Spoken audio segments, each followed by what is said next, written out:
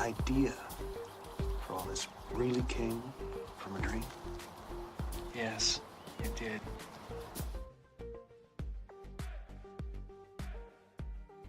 Good evening and welcome to Nox Mente. Tonight's guest is Allen Greenfield. Allen is a longtime student of esoteric spirituality and Gnosticism, a study he began in 1960. A past elected member of the British Society of Psychical Research and National Investigations Committee on Aerial Phenomena, NICAP, from 1960, he has twice been the recipient of the Ufologist of the Year award by the National UFO Conference. He is a Borderland Science Research Associate, BSRA, and as a futurist with a remarkable track record of giving accurate predictions of future history. He is also a past president of the Atlanta Science Fiction Organization, which pioneered the prototype for science fiction conventions as they are now commonly presented. Greenfield is also the author of several commercial books, Secret Cipher of the Ufonauts and Secret Rituals of the Men in Black are two of which have been critically acclaimed throughout the world. Allen, welcome to the show. Glad to be here.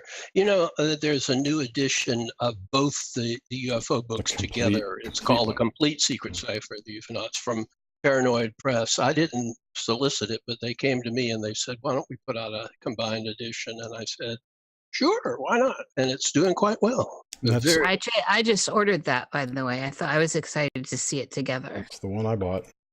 Is that... Well, excellent. I like to hear people say, I ordered it because they actually do pay royalties, which is more than I can say about a lot of past publishers. But yes, and you well deserve it.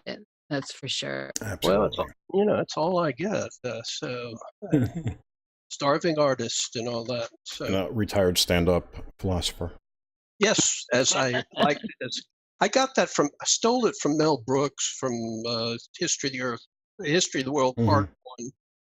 Where he called himself a stand-up philosopher when he was applying for welfare. I love that movie. Yes. All I can think about is the Inquisition. Here we come. What a show. Yeah. Oh, so crazy. Yes. I think more of Jews Out in Space. One of the Jews out in space. We're slipping along and saving the human race. Too many lines. You have to pay for that. I think it's 5 bars or whatever. And you know, today the media would probably call that anti-Semitic. Oh, of course. Mel Brooks is the essence of Semitism. I realize that, but right. I'm the other essence, so you know. The sarcasm just doesn't go across well. It's not. Yeah, it's a humorless movement happening right now. Now that's scary, you know. I mean, his film Blazing Saddles, which was early 70s, it uses the N-word frequently, and oh yeah, the context. I mean, that man doesn't have a bigoted bone in his body. The famous line from one of his movies, which was something along the lines of, "Let's face it, without Jews and fags, there is no show business." Amen. And it's certainly true. For some reason, my favorite Mel Brooks movie is High Anxiety, and I'm not sure why. Well, are you a Hitchcock fan? I am. Well, and there you go. I did like that. I know, but it was just the one that just seemed like it worked well. It didn't fall apart at the end. You know. Like all of them, but I suppose my favorite is Dracula Dead and Loving It. And after that, Young Frankenstein. But then I'm a fan of horror movies, so yeah. I mean, there you go. Yeah, Bruja. Well, which means what? Butcher, right? In German, I think. Her name. Anyway, I'll shut up. Lily von Stupp. Yiddish is to fuck. That's what it is. Yeah. When you get stupped, you've been stupped. Where's Nate when we need the Yiddish translations? I know. I re-listened to your whole show on 6 of Cups yesterday. It's so long. Oh, well, yeah, it wasn't planned that way. They just said, "You want to keep going?" I said, "Sure." And then it was like 4 in the morning, and they said, "Well, we're going to wrap up now." And I said, "Okay, I No, really, you said next really time. enjoy being Let's keep on it your to 2 hours. The whole thing is so good though, and It sure is. They it, really have it down, and no yeah, commercials. I that's an really like that. exceptional interaction. Yes, so do we. So again, it is just a great honor and pleasure to have you on Nox Mente, and I feel blessed that Jerry is always able to get amazing people like yourself. So thank you for coming on, Dr. Greenfield. Oh, that's Doctor. Herr Doctor. Yeah, Doctor. And we are glad to have you on the other end of the line, yeah? Oh, that was another thing when I was talking about, before we started the show, about some of my bad experiences on television. I mentioned in passing on Ancient Aliens, a program I was reluctant to do because old guys like me are really, really cautious about being on something called Ancient Aliens. It's just too easy to slide into being one, So anyway, they did it here. They had me pick the place, and it was in I don't know, one of the little towns above Atlanta, not Canton or any of that. Alpharetta? No. Kennesaw. No, it's not. No, it was in downtown Ackworth, or what passes for Okay. Yeah. Ackworth.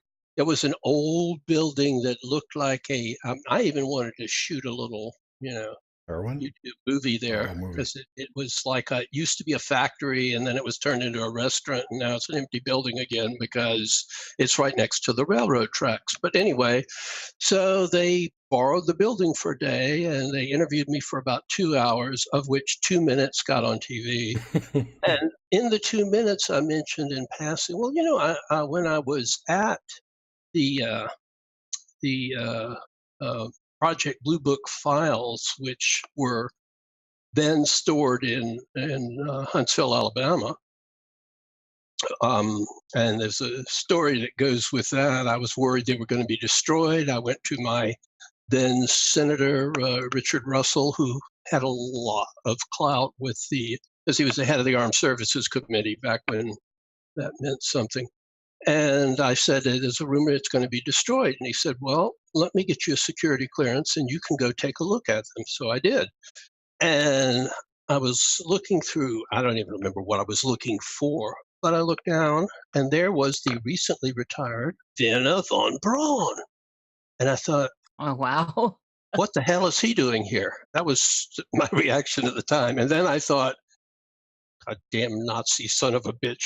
But instead, I walked over to him and I said, oh, Dr. von Braun, I've admired all of your recent work, because I'm not talking about the V2 days or what he was calling his New York rocket towards the end of the war. Mm-hmm. But anyway, so I said, so I'm kind of surprised to see you here in the UFO files. And I tried to look at what he was specifically looking at, but I couldn't see it.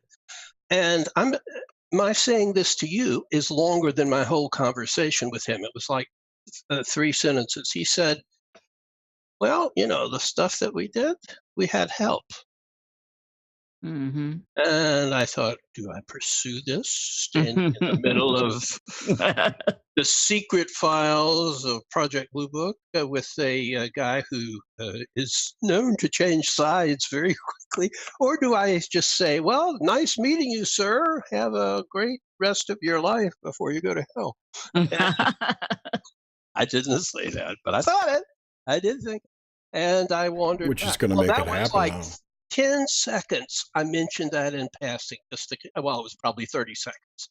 And that was what they featured on the show. Of course, yeah. It's like when I get, well, what is the meaning of life, Alan, or Professor or Dr. Greenfield? What? And I'll say, well, the meaning of life is, well, we'll get to that. But right now, a word from our sponsor So ridiculous. here at Canadian X Radio. Oh, no. Radio. Well, you've already brought 2 synchronicities in for me, so this is already good. Okay, then I'll mention Philip K. Dick, because whenever Philip K. Dick comes up, I have tons of synchronicities within hours, unless I look for them and then they don't happen. Go figure. Yes. Well, Are you going to share your synchronicity? I know this is selfish, but I'm not. Maybe later in the show, perhaps. Okay. Perhaps, because it's only relevant to a couple people, and I'd have to give a whole backstory. Gotcha. Yeah. No, you don't. Most of mine are in and of themselves individually trivial. Like I'll look up a name that I have some vague interest in and turn on the television 5 minutes later, and that person will be on TV. Yes. Oh, I live for that. And I really enjoyed all of that kind of synchro stuff that was happening live time for you on Six of Cups. Mm-hmm. It was giving me the chills. Well, I was too tired to. No, I won't say. Yeah, after 4 hours. Now, somewhere around 3 hours, it began to occur to me that I'm old, but that's. Well, don't let that happen. I got older and older as the hours went by. My life passed in front. No, okay. Those young bucks. Young bucks. I swear. Well, they think I'm amusing, and so let's dive into this. I'm going to keep you on track here. Good luck with that one. She's a cruel task mistress. Be careful. But I'm no Ilsa, so don't say that on me. Alan, don't get me started. So I'm interested in looking at the earliest stuff, and I know there's great content out there in the world. However, I want it here too. So the earliest memories you have in this life that stick out, and certainly dreams can be in there, and I am familiar with one at least. But what like in pop culture, things that inspired you, and as far back as you can go? Well, I can go pretty far back. I mean, I have good memories, not continuous, but portions of memories going back to 2. I can tell you a really interesting story about dreams and memories. It took like 12 years for this to fulfill itself, but it'll take about 5 minutes. Oh, you got the floor. Okay. So when I was a really small child, I would guess I was about 3, and I couldn't have been more than 4 because the house that I was then living in, which is a crucial part of the story, we moved out of when I was 4 and moved up to a higher, if such a thing is possible, a better location in Augusta, Georgia. So I had a boogeyman. And the boogeyman was a light fixture in the living room, which was not a room I was often permitted to go into. But it had this brown, I would almost say that it looked like an upside down Hershey's Kiss. And for some reason, I thought that if that light fixture saw me, that something bad would happen. I mean, what do you want from a 3 or 4-year-old? So I would sort of jump from post to post so that I couldn't be seen by what I called reflection. Okay, I gave it a name, reflection, because it wasn't the light fixture itself. It was the reflection of the light fixture in this huge mirror over the mantle in the living room there. It was the standard layout for houses of that period, post-war, well, probably pre-war houses that had become post-war divided into apartments, because apparently after the war there were World War II. We're talking about it was a housing shortage, so a lot of people were sharing residences. Before television, they actually talked to one another, things like that. So that was, scary experience, but lots of little kids have boogeyman experiences. Many years later, I'm leaving something out. So as a small child, I had a dream. I think it was, the kind of dream that one would have. It's the first dream I remember, but I dreamed that a little blue boy, and it was what would now be called psychedelic blue. It was electric blue, I guess you would say. Came out of the mirror, and he looked a lot like me. And we grabbed each other's hands and we danced around in circles. And thinking about it many years later, I thought, well, this was clearly a Freudian dream. It was just sort of trying, or maybe Jungian, it was trying to reconcile my fear of this reflection and saying, there's nothing dangerous about it. You don't need to worry about it. It's just you projected into the mirror. I thought that was true until 1996. The reason I remember it was 1996 is A, that's the year my mother passed away, and B, it was during the Olympics. I was house hunting with some friends, and I took my youngest son, Randall, with me, and Randall was then a preschooler, so I was carrying him, and we were looking at this house near the Georgia Tech campus, probably not even there anymore. And it was a very similar house, as I noticed, although I didn't pick it, it was picked by my friends, that we were considering moving into, at least during the Olympic period. They were charging fantastic amounts for houses in Atlanta during that period. I believe there are ugly terms for that type of jacking prices up. But anyway, so I'm carrying Randall, and I walked into the living room, having no expectations and no familiarity whatsoever. And there was a big mirror over a fireplace, and I looked in the mirror at myself and Randall, and I recognized my son is the little blue boy, the little electric blue boy that I had dreamed at the age of 2 or 3. That's the story. Randall does indeed have, some, or he did when he was younger, some features that were similar to mine, obviously, but it was a dead ringer for that moment, which is frozen in time in my mind. So that was really a strange dream foreshadowing a reality that didn't manifest for whatever it was, 40 years.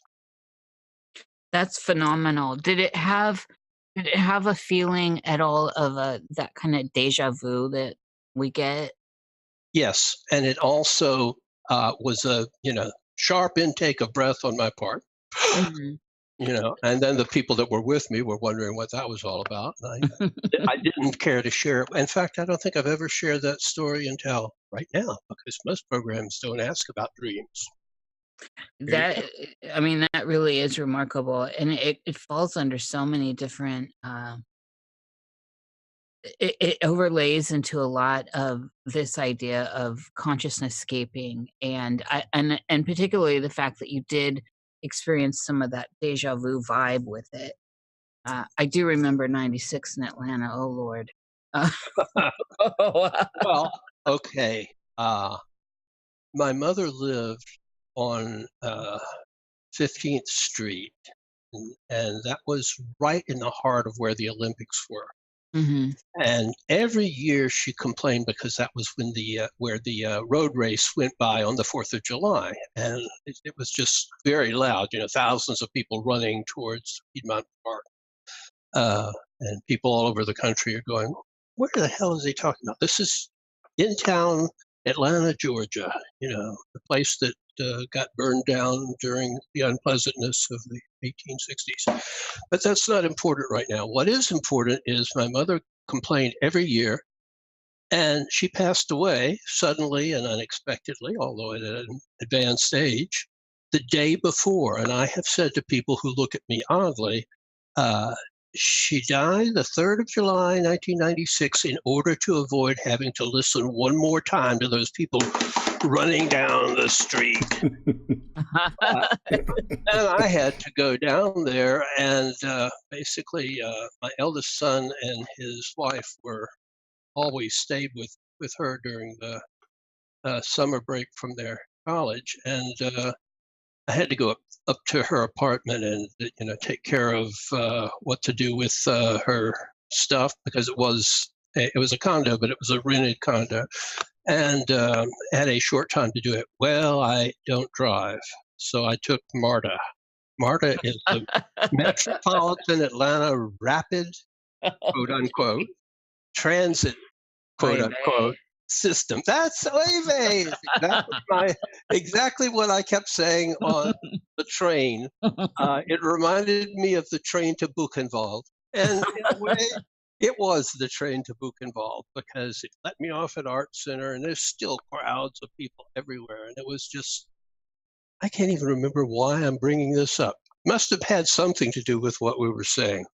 Well, what's interesting is the 3rd of July, 96, and I can't separate 369 out of that, which is extremely significant.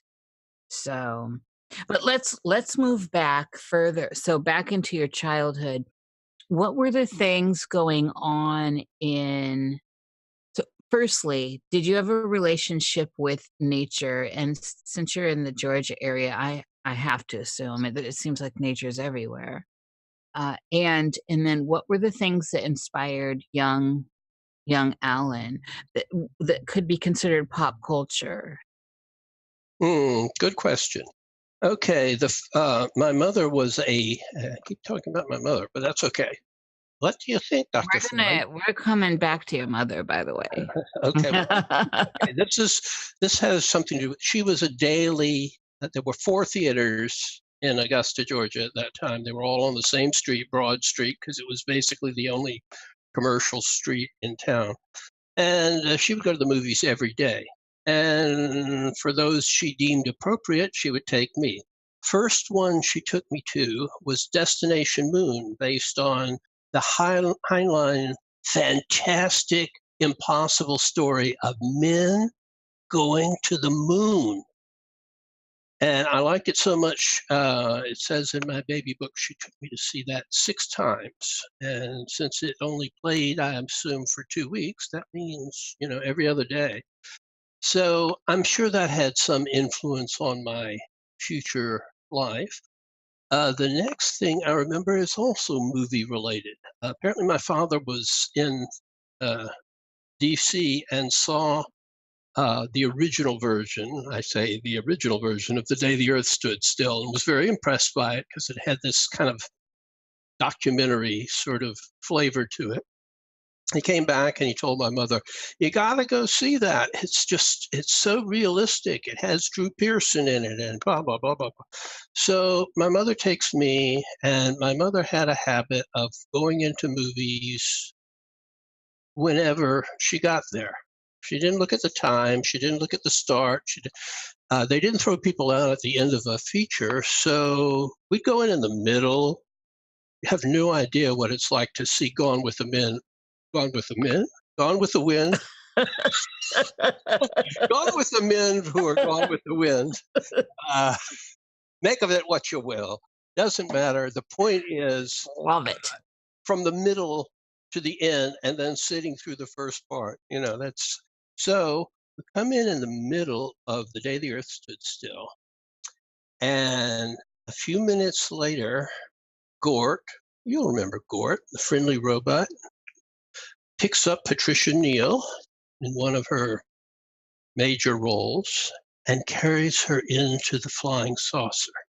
Well, he only got as far as the door of the flying saucer before I said, "Mama, let's go. Mama, let's go. That's scary. Let's go." And it left a definite imprint on me because, of course, my later interest in the UFO phenomenon is probably what I'm best known for.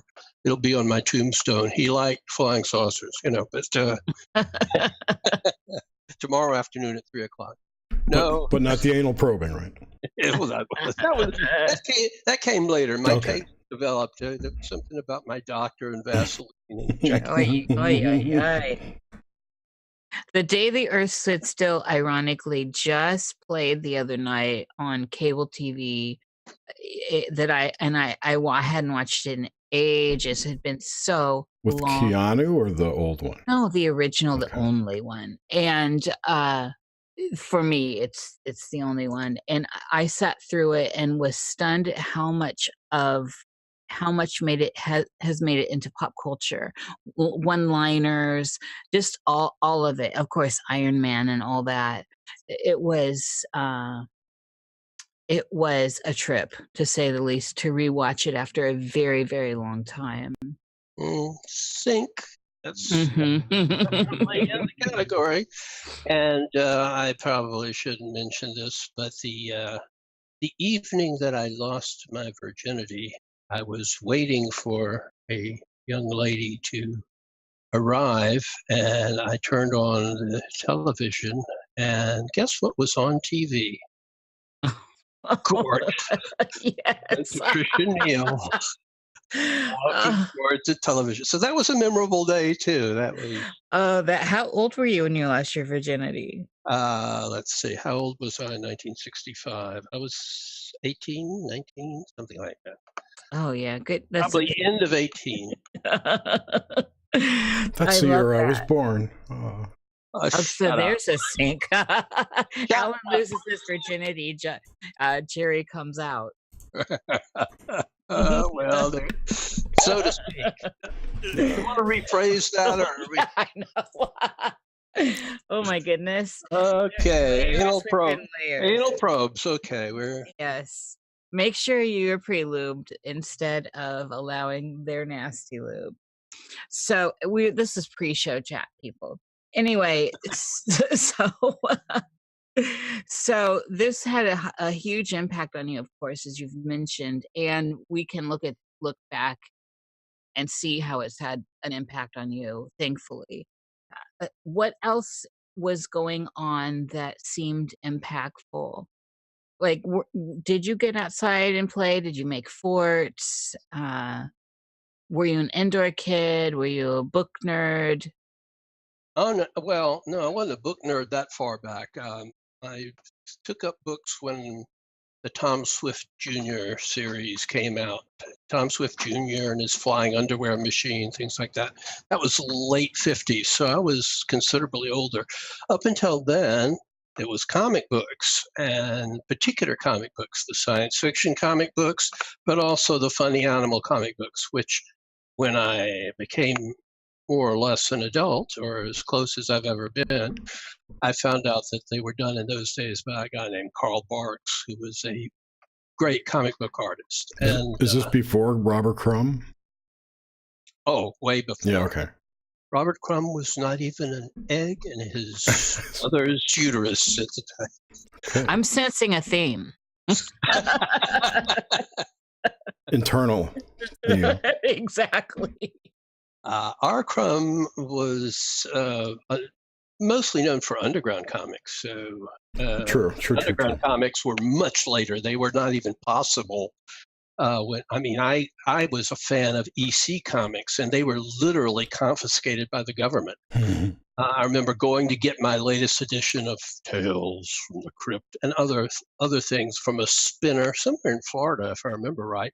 And there weren't any. There was nothing but DC comics and funny animal comics. And Dell, I think Dell put out comics, and then the ones that would amounted to cheat sheets on classical books.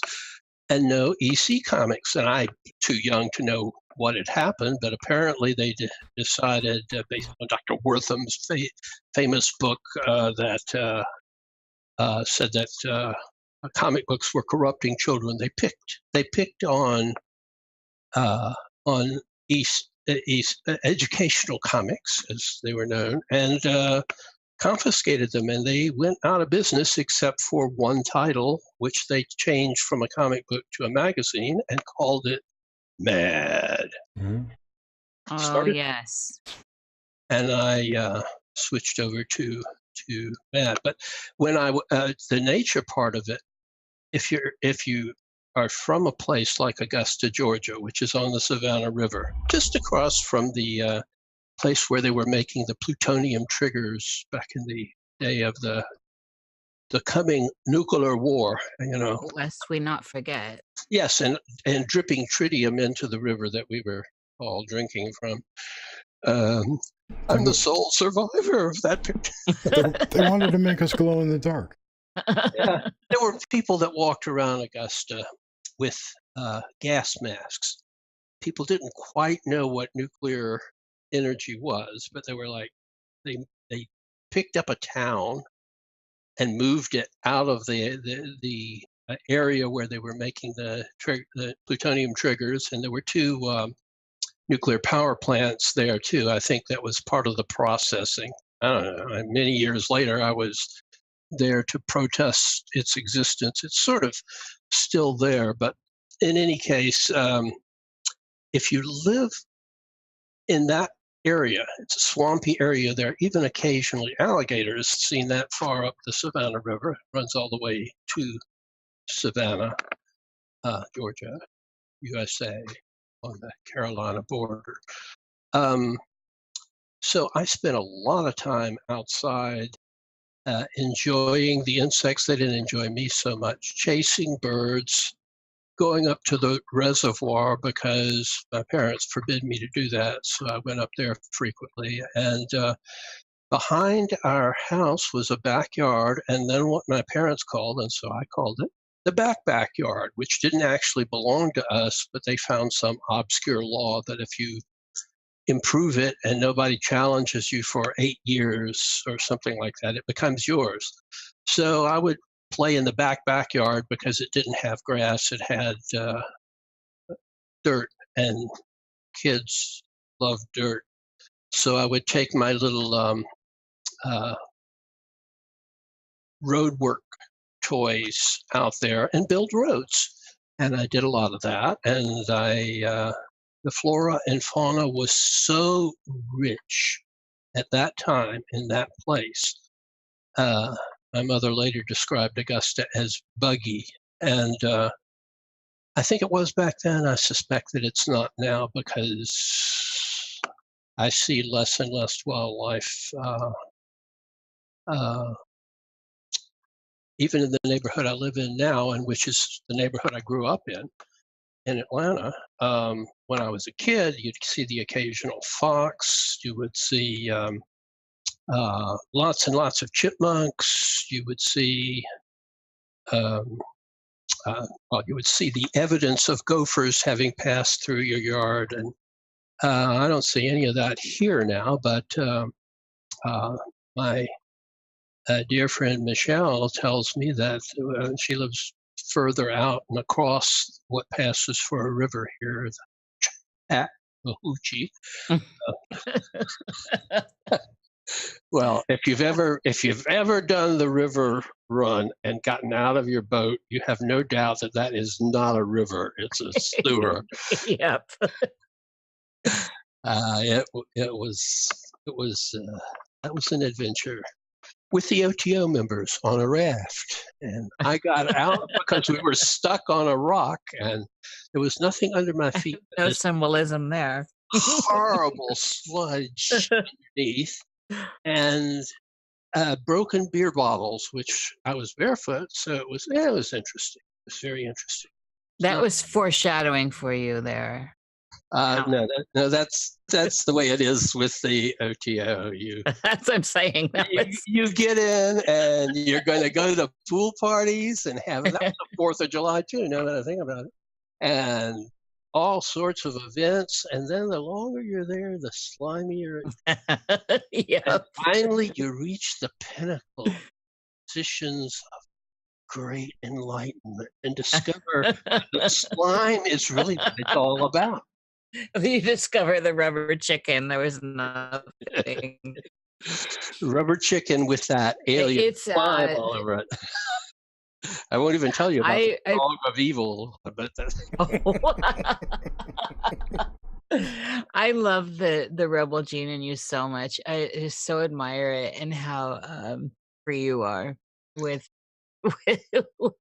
Isn't it amazing that I'm still free? And yes. Well, I mean, you're a beacon in that way. Well, so, all right, let's go. Let's continue backwards. Okay. So, in this period, did you have, as far back as you can recall, so besides the Gork stuff, did you have did you have fears as a child, like, the thing under the bed or the closet, that kind of stuff? Well, the reflection of the light thing was definitely. Yes, but did that play out further, or was that just in that particular? Oh no, it did not play out further. I mean, that's it was. I don't think I had any other night fears until I was much older and started reading the Richard Shaver stuff. And then one night I was, I guess I was 12 or 13 by then. Oh, that's the prime age. Yeah, well, yeah, it certainly is. And there are stories, but I'm not going to tell those. But I want those. Because if I tell those stories on the air, I'd have to mention names. If I mention names, some of these people are unfortunately still alive. Did I say unfortunately? Oof. Oh, sorry. I'm so sorry. I'm not sorry. Where were we? Oh, we were in Miami. My father always liked oceanfront rooms. I'm not really sure what that was all about in the age of air conditioning, but he was a generation older than my mother and a generation older than anybody, I think, in terms of his way of looking at things. I once yelled at him about Lawrence Welk. But anyway, oh my God, Lawrence Welk. I was so indoctrinated in well, he may be your God. He isn't my God. No, I know. It's memories I'd like to forget. Wonderful, anyway, wonderful. Yeah. Here are the Linen Sisters. He always had the hottest redheads on the show. Oh, it's just so hard to sit through. Anyway, sorry. Yeah, but I had to because it was their house and their TV. But in any case, I have no idea what I was going to say there. See what happens when you get old? Don't get old. That's my best advice. Let's make that so. So 12 or 13, Florida, window front, your father. Okay, so I had kind of quote, hooked up, unquote, with this old guy named Bill Starkenstein, who ran don't laugh at the name. It's his name. Bill Starkenstein, who ran a little used bookstore. And because of the time period, which, this is late 50s, early 60s, somewhere in there, he had a lot of really, really major stuff. That was my earliest exposure to the quote fiction, unquote, of Philip K. Dick, but it was also my exposure to the Richard Shaver material in the original Amazing Stories from the 1940s.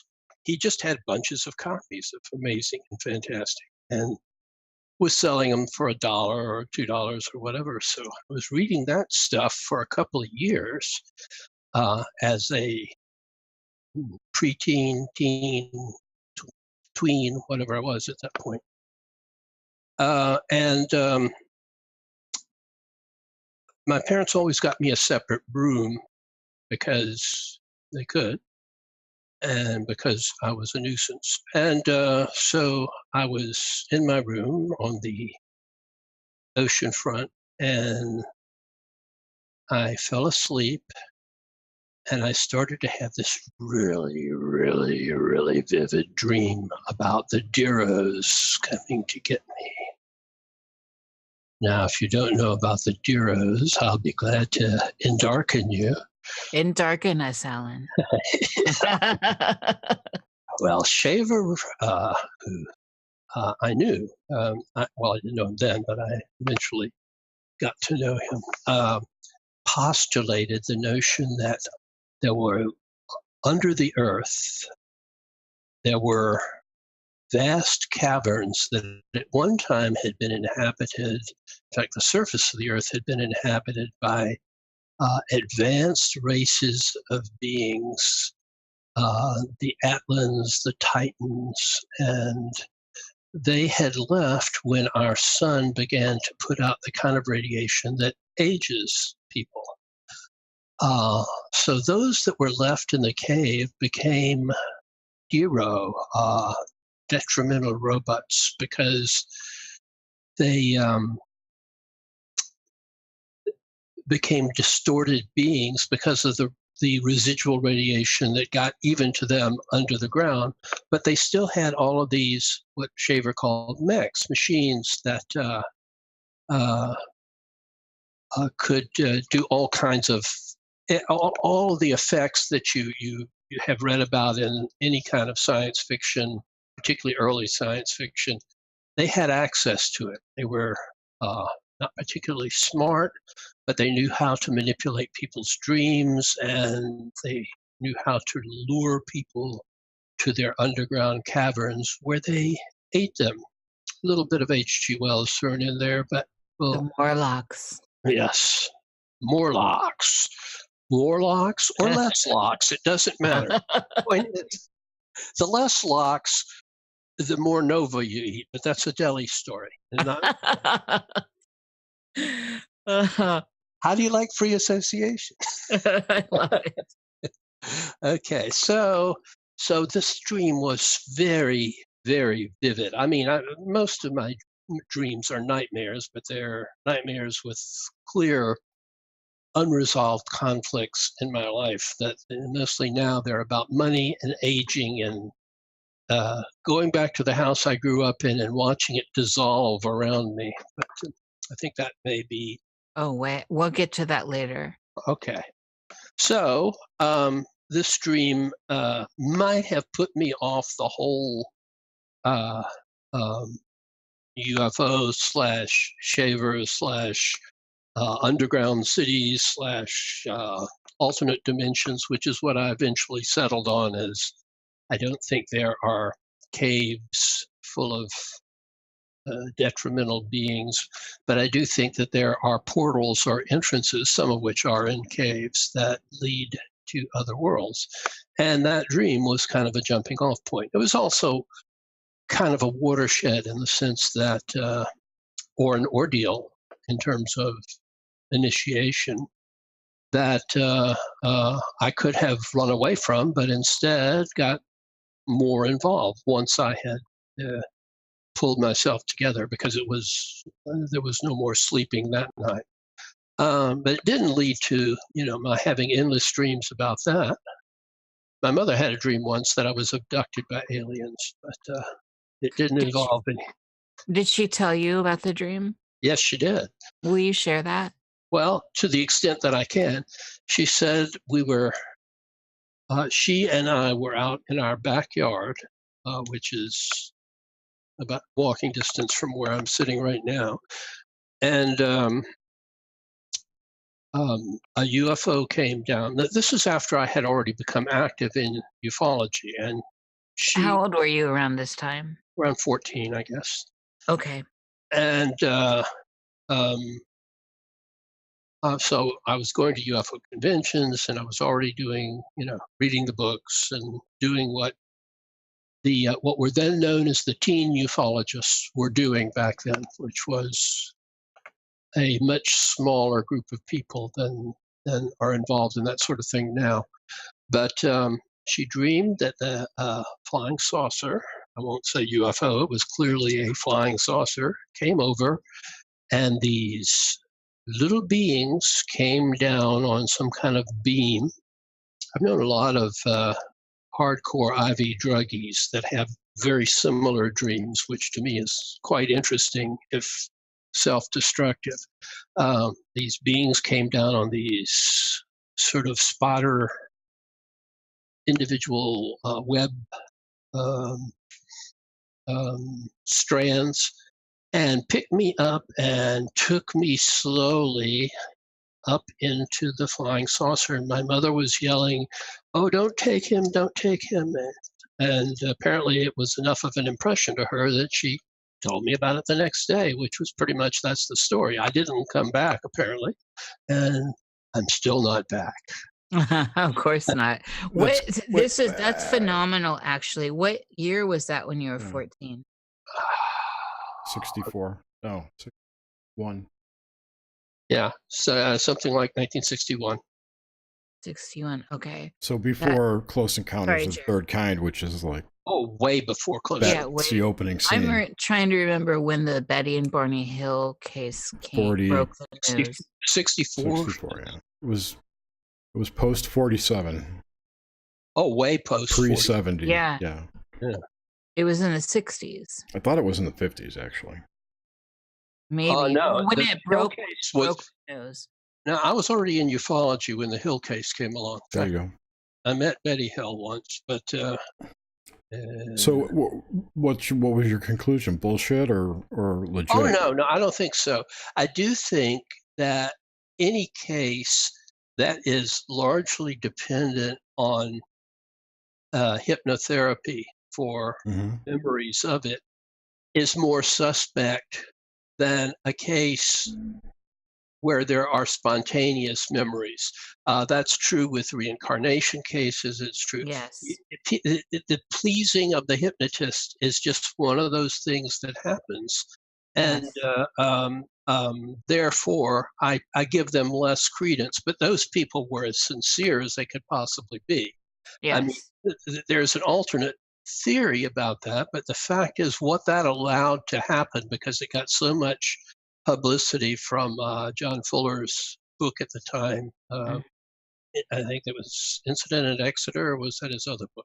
In any case, from that point on, people who had abduction experiences, and I'm not talking about the classic contactees who are a more debatable group of people. The Whitley Strieber types.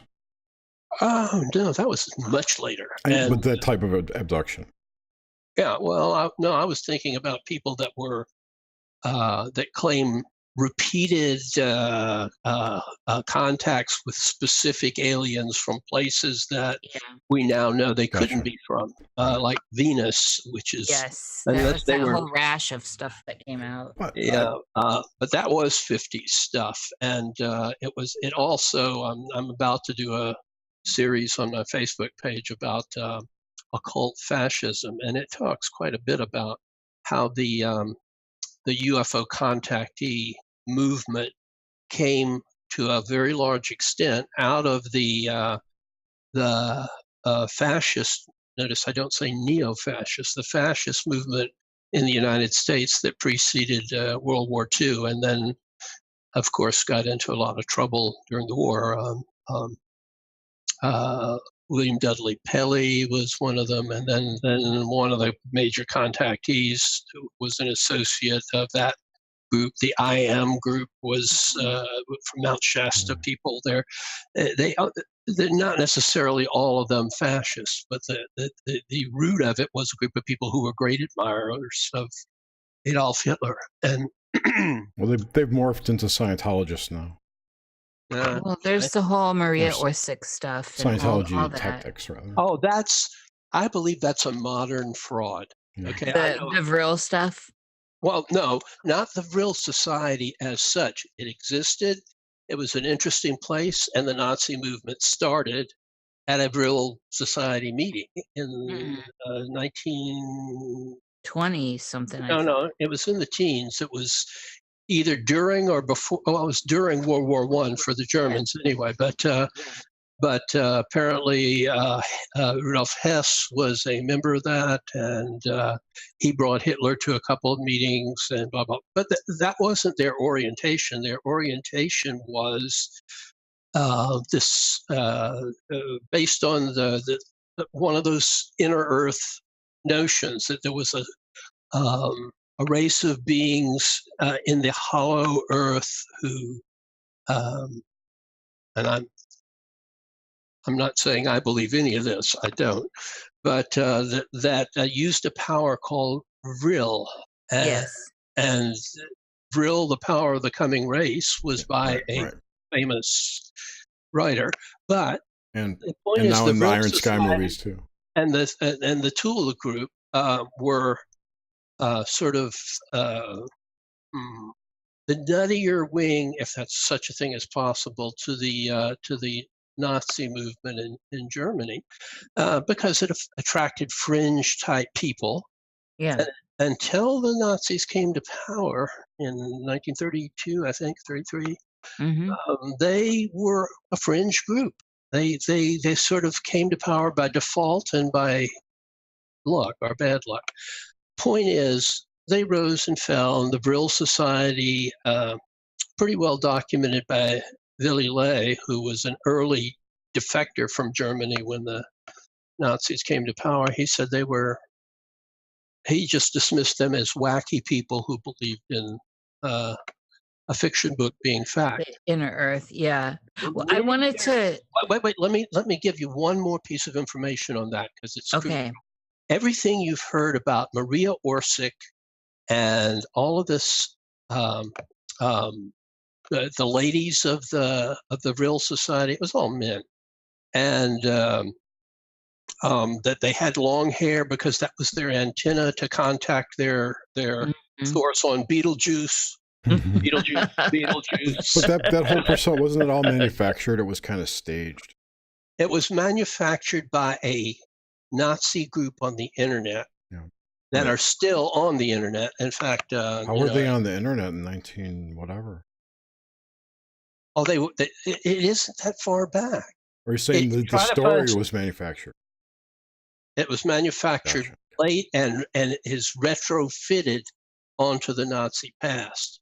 In fact, there probably was no such person. They used some images of rather attractive young women as a way of being a come on for Nordic ideas, and from the Nordic ideas, they've they funnel the most gullible into these neo-Nazi organizations. But I will say the same thing about that I say about Wicca, which is, if you can find me something about these women that are supposedly the Vril Society central people that is before, let's say before 2000, I will concede that it has some validity, but you won't find it because it doesn't exist. If you can find something about Wicca that exists before Gerald Gardner took up the idea in the 1930s, then I will be glad to look at that Book of Shadows. But I've looked at the original. I even almost bought it back when I had money, which is why I don't have money now. And I can assure you, it started with him, and I agree with the Gardner stuff. Wicca has always been a bone of contention with me, but I don't want to get too far away from something we were touching on earlier, and which is the caves and the inner earth stuff and portals. And I wanted to get your take on. So you already gave us a little bit about that, but what is your take on? And then, as I was listening to, just as a side note here, your ideas about Hellier and all that, your opinion on the idea of caves and inner earth, possible portals, and all that comes with that. Yeah, that's a very fair question, and one that I have spent a lot of time on and some experience with. First of all, I think Hellier is a really, really, really well done production. It really deserves, of at least a HBO presentation. Although after the end of Game of Thrones, I'm not so sure HBO would be. I know. Because they'd wind up finding. I'm with you, but Hellier is just. I think it's elegant done. Or a dragon would eat them, or. Yeah. Oh, yeah. What a letdown. But Hellier was elegantly done. I'm a huge fan of it. They won my heart with that. Me too. They did seem to want to make contact with my old comrade who went by the name Terry R. Rist. If he's still alive, I don't know what name he's going by now. But I don't know whether the person that contacted them under that name was him. However, I did, true to the analysis of the secret cipher of the ufonauts, I took the name Hellier, since it's the opposite end of Kentucky, although not the opposite end of the cave system, from where the goblin case much, much earlier had taken place. And guess what came up? What number came up? For those who know the whole thelemic shticklock, as it's known in shticklock circles, was 93. The word Hellier equals 93 in the secret cipher. And what I've always maintained is that under that particular cave system, there is something that causes, sort of like ley lines in parts of the world, causes profound numinous experiences to take place. Now, there's some cave or caverns that you can find some, quote, natural explanations for, but such as mine gases, which that's what the canary in the coal mine used to be about. It can induce hallucinations. There's a place in Ireland called the Purgatory of St. Patrick, which people have visions in it, but it's probably due to some sort of psychedelic gas that is natural to the cavern, similar to what the oracle at Delphi used to produce their visions. In any case, I heard that about the Bell Witch Cave as well. Yeah, that's entirely possible, but it isn't true of all caves. All you'd have to do is talk to a few spelunkers, and they don't have that type of experience. They do. It's a science explanation. Yeah. I think scientific explanations can be found if you work hard enough for just about anything, but that doesn't make them true. That just means that you're looking, especially Allen's rule for dismissing scientific explanations. If they give more than one explanation, particularly if there are several that conflict with one another, they don't know. They are not. They're just looking for something. The professional skeptics community is very guilty of that. Right, but, and all those different theories are confined to the model that they're following. Well, yeah, I mean, you have to take for granted that they've got a correct model of the universe, which in fact they don't. is very much under challenge inside Orthodox physics now, which is something that I talk about a lot to my readers, because I feel that that's something that people need to consider. It's not that science has not had its benefits. It certainly has, but it's also had its downside. Boom, it may even be our undoing. And it isn't necessarily a final view of the universe, because it changes constantly. I mean, we had a view of the universe that was totally different until there were orbital observatories or telescopes that have completely changed our view of the universe, including we're going to get hit by an asteroid any time now. Well, that's always been true, and mostly it doesn't happen. But if you're looking through a telescope in space like the Hubble, you become aware of them, and then all of a sudden it's like, you're about to take a flight, you notice all of the news about plane crashes, because they leap out at you and you think, oh, this is an omen. It's not necessarily an omen. It means that you're attuned to, to that particular thing. So science is not necessarily the arbiter here. And I also think that the professional skeptics have a vested interest in being skeptics. And I say that knowing a few of them, that I knew Philip Klass pretty well. And I know the amazing Randy, James Randi, who... I'm sorry. You're sorry that I know him? I heard he was a dick. No, not to me. Oh, actually, very cool then. When I met him, he was getting off a plane from the Nazca lines, and something you won't see today, he had a pistol strapped on his side because he had just been out, in the wilds of southern Peru doing some exploration. And he invited me and my friend Don, I think, out to his house in New Jersey and showed me the stuff that he and Jim Moseley had stolen from the New York World's Fairground.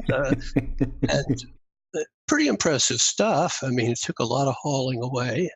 But then a couple of days later, he was at the UFO convention that year, and we were in Gene Steinberg's room. Yeah, that's right. We were in Gene Steinberg's room. Gene was, he said to me and to Gene, you know, this guy, Ted Sirios, I can prove that what he's doing is an illusion. I said, how can that be?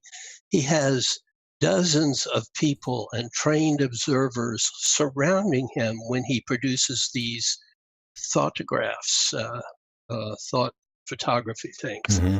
And he's also drunker than shit when he does it.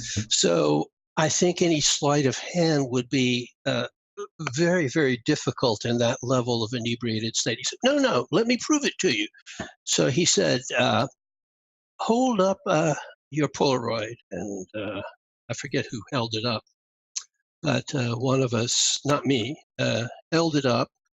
And he goes, lickety split, Shazam, whatever he said. And sure enough, a light shines on the, well, that is not what Ted Sirios did. So I said, do that again, because we were in a similar configuration, although with less expertise and certainly no preparation to the people that had observed Ted Sirios taking these fantastic photographs of distant locations. So he did it a second time. Now, I will give Randy credit when he was an actual magician, a stage magician, instead of a debunker, professional debunker, so to speak. He was a good magician. He was good for his generation. He wasn't David Copperfield and he wasn't Houdini, but he was good. He was a good escape artist. I caught him the second time what he was doing. He was palming this little flashlight thing in his hand and holding that up and then disappearing it by the, kind of standard card trick sort of method. So I said, Randy, he's been viewed by circles of people, scientists and reporters and detectives and so forth, hundreds of times and never been caught palming anything. And I caught you, a professional magician, the second time that you did it in similar circumstances. And I don't remember what his response was. It was amounted to, oh, well, the next morning, he was on the Today Show showing his proof that Ted Sirios was a fake by holding up to the television camera the same thing. Now, if he were an honest broker of these things, he would have said, on the other hand, last night, and told the story. I mean, I'm not. I get fooled by magicians. I've been fooled by Siegfried and Roy and other lesser lights. So I'm easy prey for that. But I spotted him right away. And I think that's fairly typical. If you want to find these explanations that keep your feet firmly on the ground and keep things basically in 19th century science, you can find them, but they're not necessarily viable. And in fact, they're often a lot less viable than the more esoteric explanations for things. Yeah. And in that there is a great esoteric truth. But I don't want to get too far away from the case. Plus, when things are debunked quickly like that, it cuts off future thinking about it for most exactly. of the people. What I was saying about the Hill case was it opened up for a lot of people that had already had similar experiences.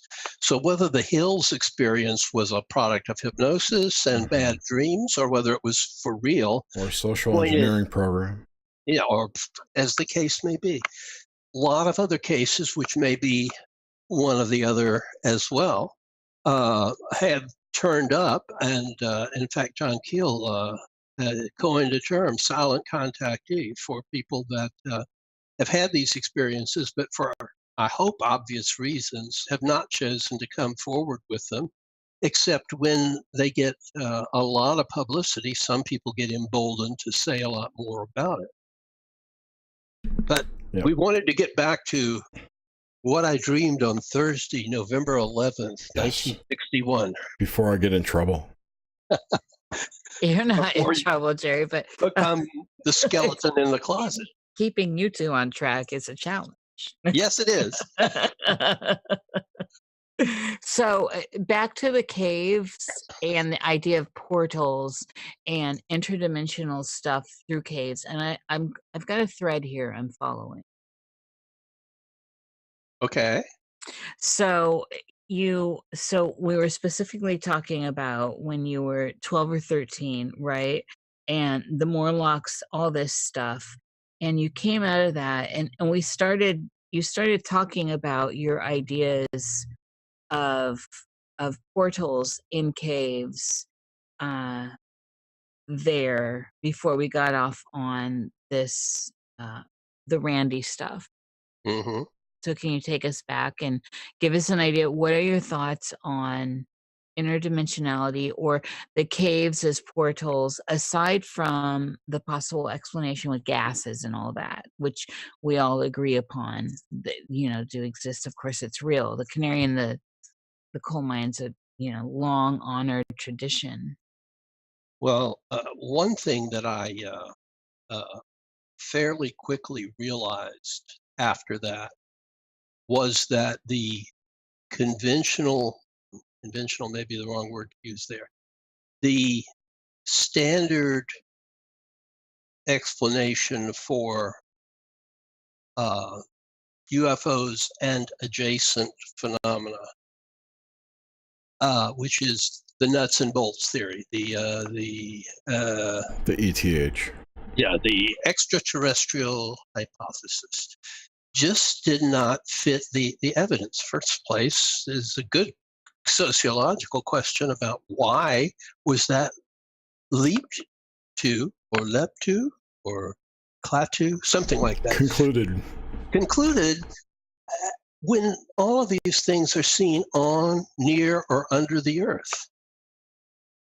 Nobody has ever seen unless you talk about Oumuamua, the alleged asteroid. The alleged asteroid, and or a research vehicle that decided that life here wasn't worth spending more than a few weeks before getting the hell out of Dodge. But if we exclude that, we don't know anything about. First, they were saying they were from Mars. Well, we've sent probes to Mars. Mars doesn't appear to have any current living forms, and they would be so radically different that they definitely wouldn't be using spacecraft as we understand it.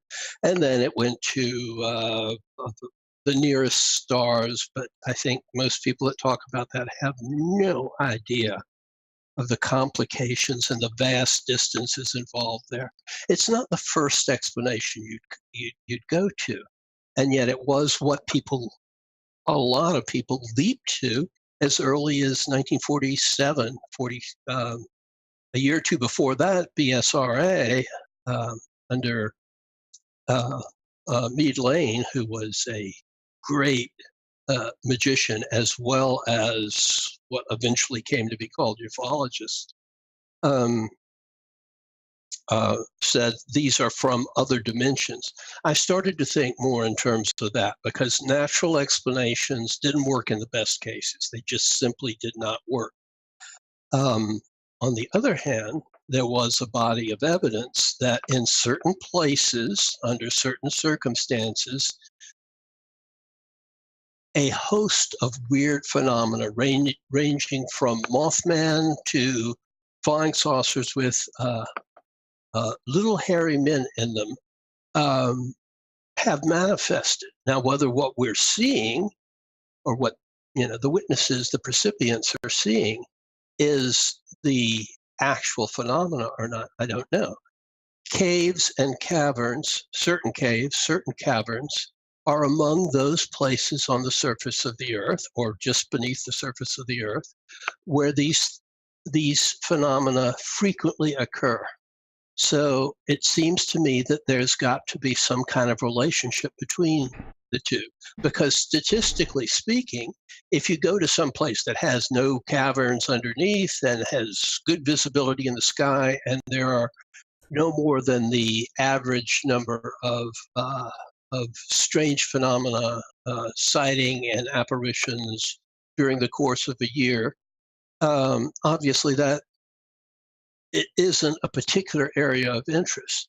But if you go to some of these areas that are hotspots or periodically become hotspots, such as under the cave system that starts in eastern Kentucky and goes all the way to West Virginia, conveniently located not very far from where, for a while, it looked like we were in another dimension. I mean, John Keel and my friend, the late Gray Barker, were among the people that were right on the scene for that. And it was very clearly the case that in West Virginia, it was like realities had blended our reality, what we take to be our reality, and some other reality that has Mothmen and Men in Black and UFOs and disastrous occurrences, and then they're not there anymore, only to show up again in, let's say, eastern Kentucky, which is, pretty close and above the same cavern system. So it doesn't take too much of a leap to say, A, that caverns and strange phenomena are in some important way linked, and B, my own cautionary note, can be dangerous because caving is not an amateur sport. It is definitely something that you need certain equipment for. People even experienced cavers get trapped frequently. It's like these idiots, and I'm going to call them that, that are climbing Everest just because. Yeah. Just because, and it looks like they're on the queue for food stamps or something. I don't know. But it's vertical, and that's not. I saw that picture. It was pretty crazy. That picture, I don't know if it's isolated, and it's just that area. But if it's like that all the way up, why go? Yeah, I mean, it's no longer. It's not Edmund Hillary and two Sherpas. It's hundreds of people, and it's very dangerous. Yeah. And it's true of caving. So, you had me thinking there about the caves, and the thought occurred to me that when you're in a cave, you're surrounded by rock, and those rocks are giving off a frequency of some sort. Of course. And you're being bombarded with that frequency. Maybe that puts your mind into that altered state of consciousness naturally, which I think can help manifest these things. Yeah. I would be more inclined to believe that than to credit something like that you're actually going to some other locale that is beneath the earth and that is physical in nature. I think that's a variation of the nuts and bolts theory. That's what Shaver believed, and with all due respect to him, I think he was a marvelous storyteller, and I think he was on to something, but I think his conclusions were based on the fact that he was a very practical man and a welder, and so he took it into his own universe. Mine is a little different. So with all this, give us an idea of, and this is an expansive idea, of the dreamscape as you experience it and have experienced it through at this point, the totality of your life, and how things may have changed. And I think, firstly, we want to look at the sensate stuff,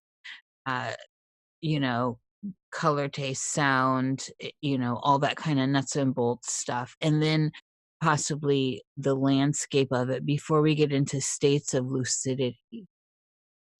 Well, my dreams have changed over the years. I have recurrent dreams, and that's something that has always been true.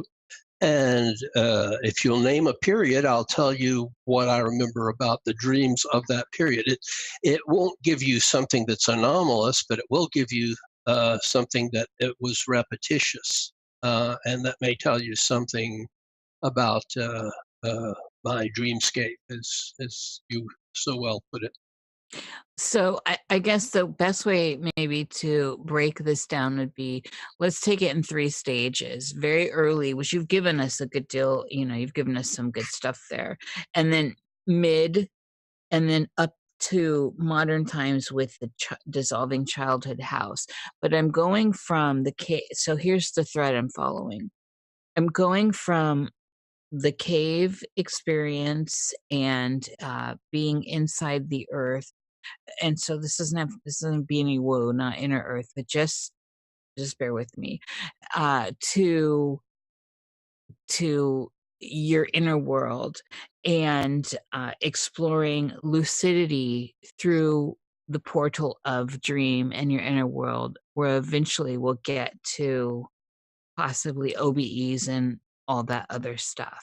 So let's start with, we do have a good deal of the early you. Let's do the mid you. So, and unless things really changed, I don't know. This is why I came in with the totality of your life. I was looking for maybe overviews. So let's go specific. How has the landscape, the architecture in your dreams changed over your life? Let's start there. Well, my dreams have always tended to be on the dark side. That's definitely true. I mean, I've had my share of sexual fulfillment dreams, and I've had my share of adventure dreams, but they tend to be dark-sided. When I was 13 or 14, I was in New Orleans with my parents, and I was across the what they call Canal Street on the American side, and I had a dream about being buried. I wasn't dead, but I was buried, and I could see through the earth above me, and there was my father floating in the air, and he was dead, and I knew that he was dead, although he didn't appear dead in the dream. And I woke up, and the next day, for the first time in my life, I became aware of death. And I was scared to death by it. And I approached my parents with it at lunch. I gave some money to charity. I mean, I went through the whole thing. If there had been a synagogue in the neighborhood, I probably would have run over to the shul. And how old were you at this point, Ellen? 14, 15, maybe a little younger than that. I don't know. It kind of, since we went to the Mississippi Gulf Coast and to New Orleans pretty frequently, just because my parents liked to travel and because it was part of my father's job to travel, and he liked to take his family with him. I can't really distinguish one from the other, but I can distinguish the experience because I think it was the first time I had actually stopped in New Orleans. And I remember my parents didn't fly, and they had no wings, and but so we always took the train, which now I think of as a nostalgic experience because that train still runs, and I've even taken a couple of my kids on that same train. But anyway, we passed through New Orleans on our way to Dallas, I think. And my father was opening a store there or something, and I was looking at the above ground tombs that they have in New Orleans. There's a reason for that. The water table is very close to the surface, so you really can't bury people 6 feet under. It just you will hit water before that. So there are these very picturesque above ground tombs, some of which have legends attached to them, and it had an effect on me at the time, looking at him through the train window of being Gothic in the negative sense, I guess you would say, or spooky, or laden with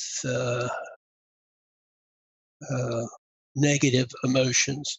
And we went on to Dallas. We came back. We stayed in New Orleans a few days, and that's when I had that morbid dream, and had my first realization of the existence of death. I also wrote a fairly good poem about that, which somewhere or other I have. But that was the kind of dream I had in my teens. That was more intense than most non-supernatural dreams, but it was a dream of finality. Then when I got somewhat older, I began to have, I'm just talking about this earlier today, the kind of hypnagogic experiences that one has when waking up from the dream state relatively abruptly, and your eyes are open and you're more or less conscious. And the early ones that I had of that sort were spectacularly beautiful. I remember on one occasion I was sleeping in our den, and because I wandered around the house like a nomad, from room to room, and just slept somewhere different all the time. And there was this beautiful butterfly, huge, far bigger than anything that was real. And it had beautiful patterns on its wings, but the patterns moved. And again, they were in electric colors. I had done no psychedelic drugs at that point in my life, and nor have I ever since, but not even, nothing to write home about, as it were. After that, I began to... How old were you in this stage with the hypnagogic stuff coming on? Late teens. Okay. And it continued into my 20s, and then it mutated into a recurrent dream that eventually changed. I'll give you both versions of it in the order that they took place, but this is condensing it from like several years' experience. The first version is I'm in New Orleans, and this is hard to do if you don't know the geography of the French Quarter, but I almost said Duval Street, which is in Key West, and it's a very similar street. But let's see. Bourbon Street is where all the, well, I guess it would not even be a novelty now, but they used to have transvestite shows, and they had girly shows and lots of bars and an open container policy, and it has an 18th century look that they've maintained. The next street over, Rue Royal Street, which is where I often stayed for science fiction conventions in that period, which would be late teens through mid-20s. I used to stay at the Montleone Hotel, which is kind of a famous place. In the dream, Bourbon Street is illuminated by lurid red lights, and I'm walking down Bourbon Street. This is over and over again, and there are all of these alluring naked girls in windows, upstairs windows, which is unfortunately not the way Bourbon Street really is, but it's suggestive of that. And I'm taking an interest, but I don't do anything about it. I just walk down the street and wake up. Sometimes, though, I decide that I'm hungry. Now, there are a lot of really fine restaurants on Bourbon Street, but I go over to this dream Royal Street, one block over, and it's a different. I even, now that I think about it, I occasionally still have this part of the dream. The whole street is lined with exotic restaurants of every description that you can possibly have. It's like condensing all the great restaurants in New York, large and small, important and unimportant, into one block. And this block has a blue light cast to it. And I'm walking down the street, and I sit down at an outdoor cafe and order something. I don't remember what. I don't think I ever actually say anything. And I always wake up before I eat anything. Then the dream mutated for several years. You're going to like this part. Into I'm walking through downtown Atlanta. Now we're getting up now into the late 1970s, early 1980s. But in the dream, it's the Atlanta of the early 1950s. And I'm walking down Peachtree Street, the main drag in Atlanta. You could take that in many different ways. And as I'm walking down the street in its conventional capacity for pretty bland in that period, which is pretty much a reflection of the way it actually was at that time, I start to notice one after another establishment of a Chinese nature, as if in a Chinatown. And I walk down towards the place where Peachtree and West Peachtree divide, and I am in a Chinatown. Now there is, well, I'll get to that in a minute. And again, there's an outdoor cafe, and I think, this is great, really exotic. It's like New York and San Francisco rolled into one. And the number of neon, it looked like looked like Bangkok or Tokyo in the commercial or the entertainment district. So I sit down at this outdoor cafe and order something exotic, if I remember correctly. And of course, I don't get to eat. I wake up hungry. I'm not sure what to make of that, but the neighborhood that I was living in at that time in Atlanta had no resemblance to a New Orleans / Key West type atmosphere or Charleston or any of that. It's not a personality town. Certainly had no Chinatown. There was one Chinese restaurant in Atlanta on Peachtree Street, but it catered to a non-Chinese crowd. And I lived well removed from that.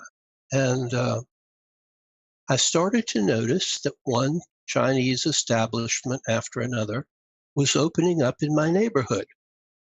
It's called the Garden Hills neighborhood. And it was not lost on me. This was after I had gone through this dream cycle, more or less. A few years later, I noticed this is turning into Chinatown. This is really cool. It's turning into my dream.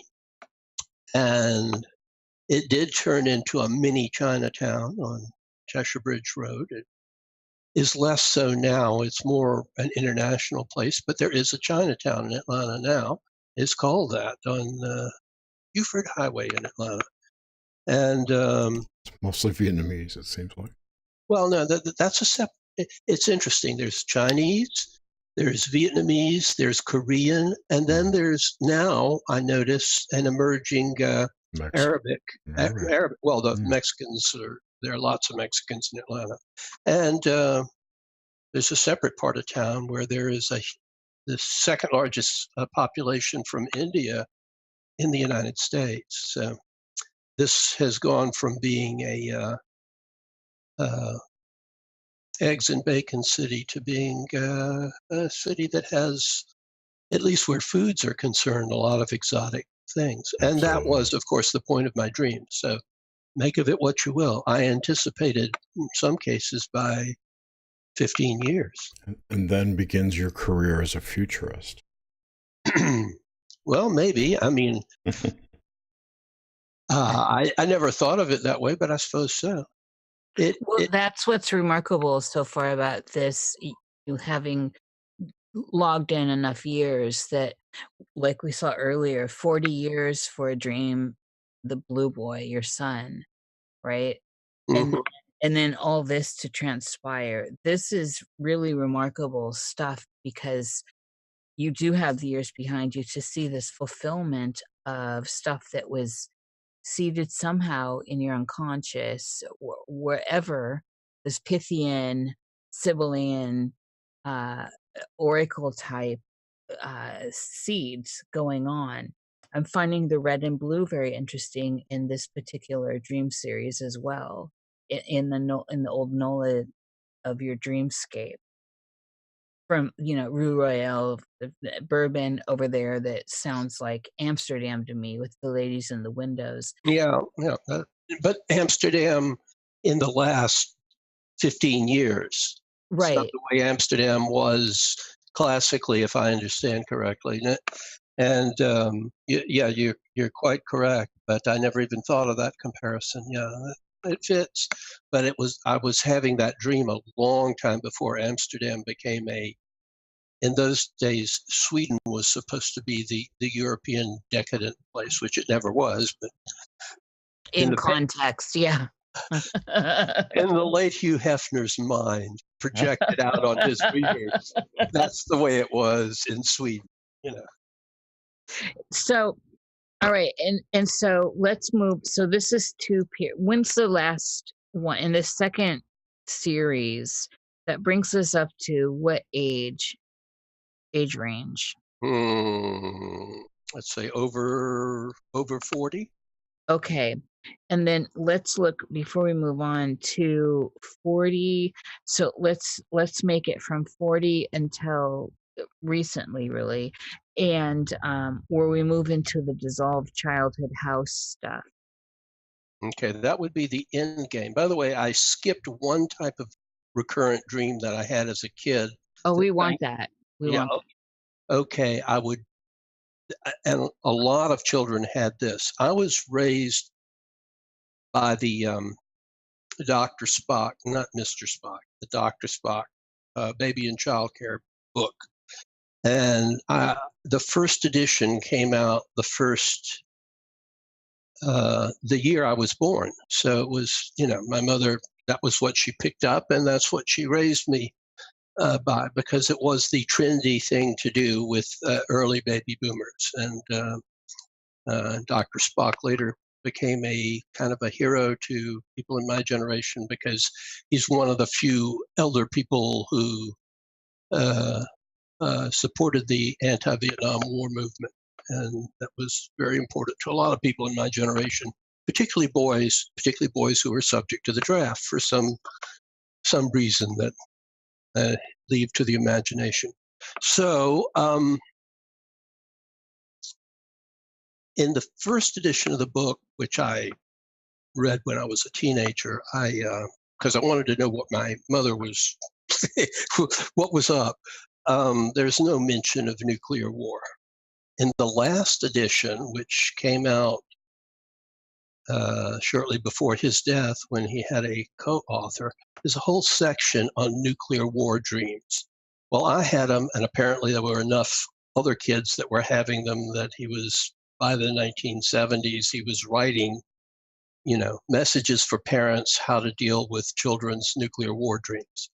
In my dreams, up through a certain point, I dreamed that I was looking in the direction of the horizon, and the sun was setting, so it's probably the west, assuming we were on Earth, and there was a second sun, and the second sun was a nuclear bomb, and I felt myself dissolving as the heat from the bomb reached me. And I would always wake up right after I melted into or dissolved is probably a better term. I had that dream many, many times. The last time I had it was much, much later and towards the end of the Cold War. I dreamed that I was telling this dream to a psychiatrist. And I get up from the couch and I walk over to a old-fashioned household movie screen, the kind that people use to show their 8mm or 16mm home movies.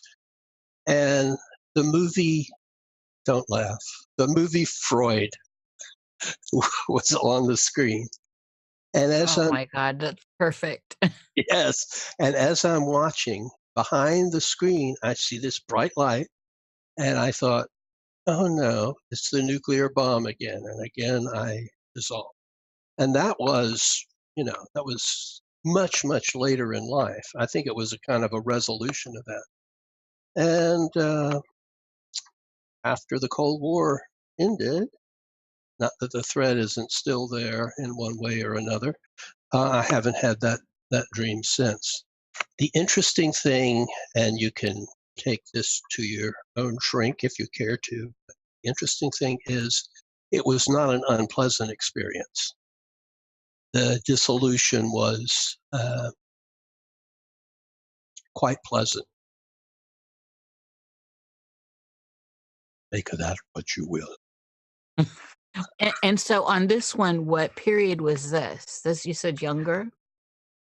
Oh yeah, that dream started probably when I started high school, and I should explain that the high schools around here in those days started in the 8th grade. There was no middle school or junior high. You went straight from grammar school to high school, where you were a sub-freshman, and you went straight from graduating into the Army and got shipped off to Vietnam. It's a natural order of things, damn it.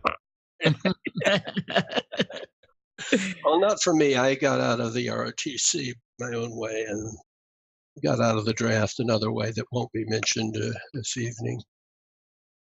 Was Second Son a common name for that?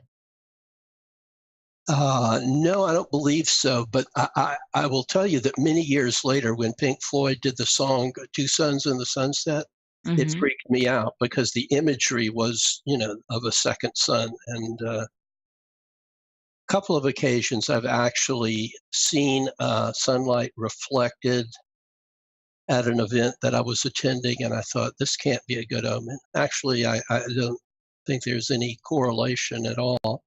But you could see the sun, and then you could see the reflection of the sun. And I thought about that song, and I thought about the dream, and had a sort of ominous quality, as the song is intended to. Yeah, well, I find it significant personally.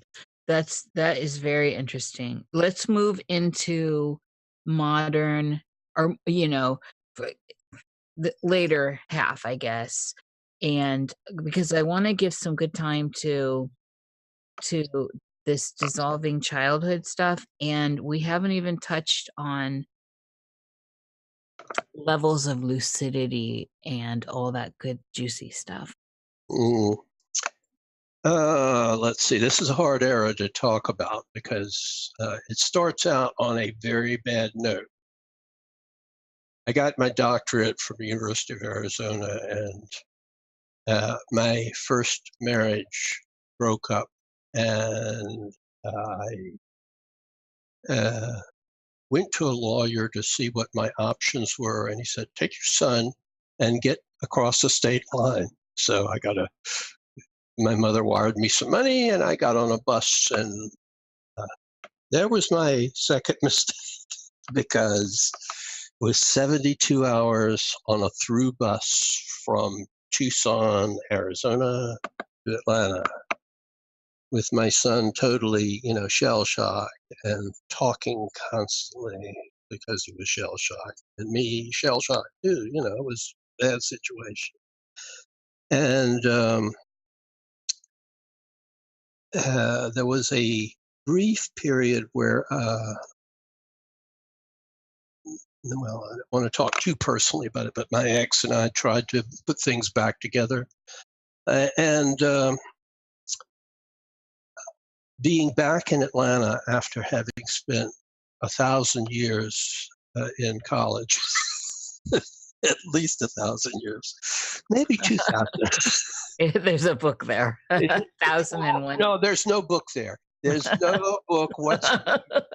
Yeah, there's what, a series of books? No, there's more like the only relief was when they showed a movie or somebody from the Socialist Workers' Party showed up and lectured or whatever. It was just, it was not school. I was never meant for school, and school was never meant for me, but I had nothing better to do. So, or so I thought at the time. So I pick a doctor out of the phone book, mistake, because one should see a doctor now and again.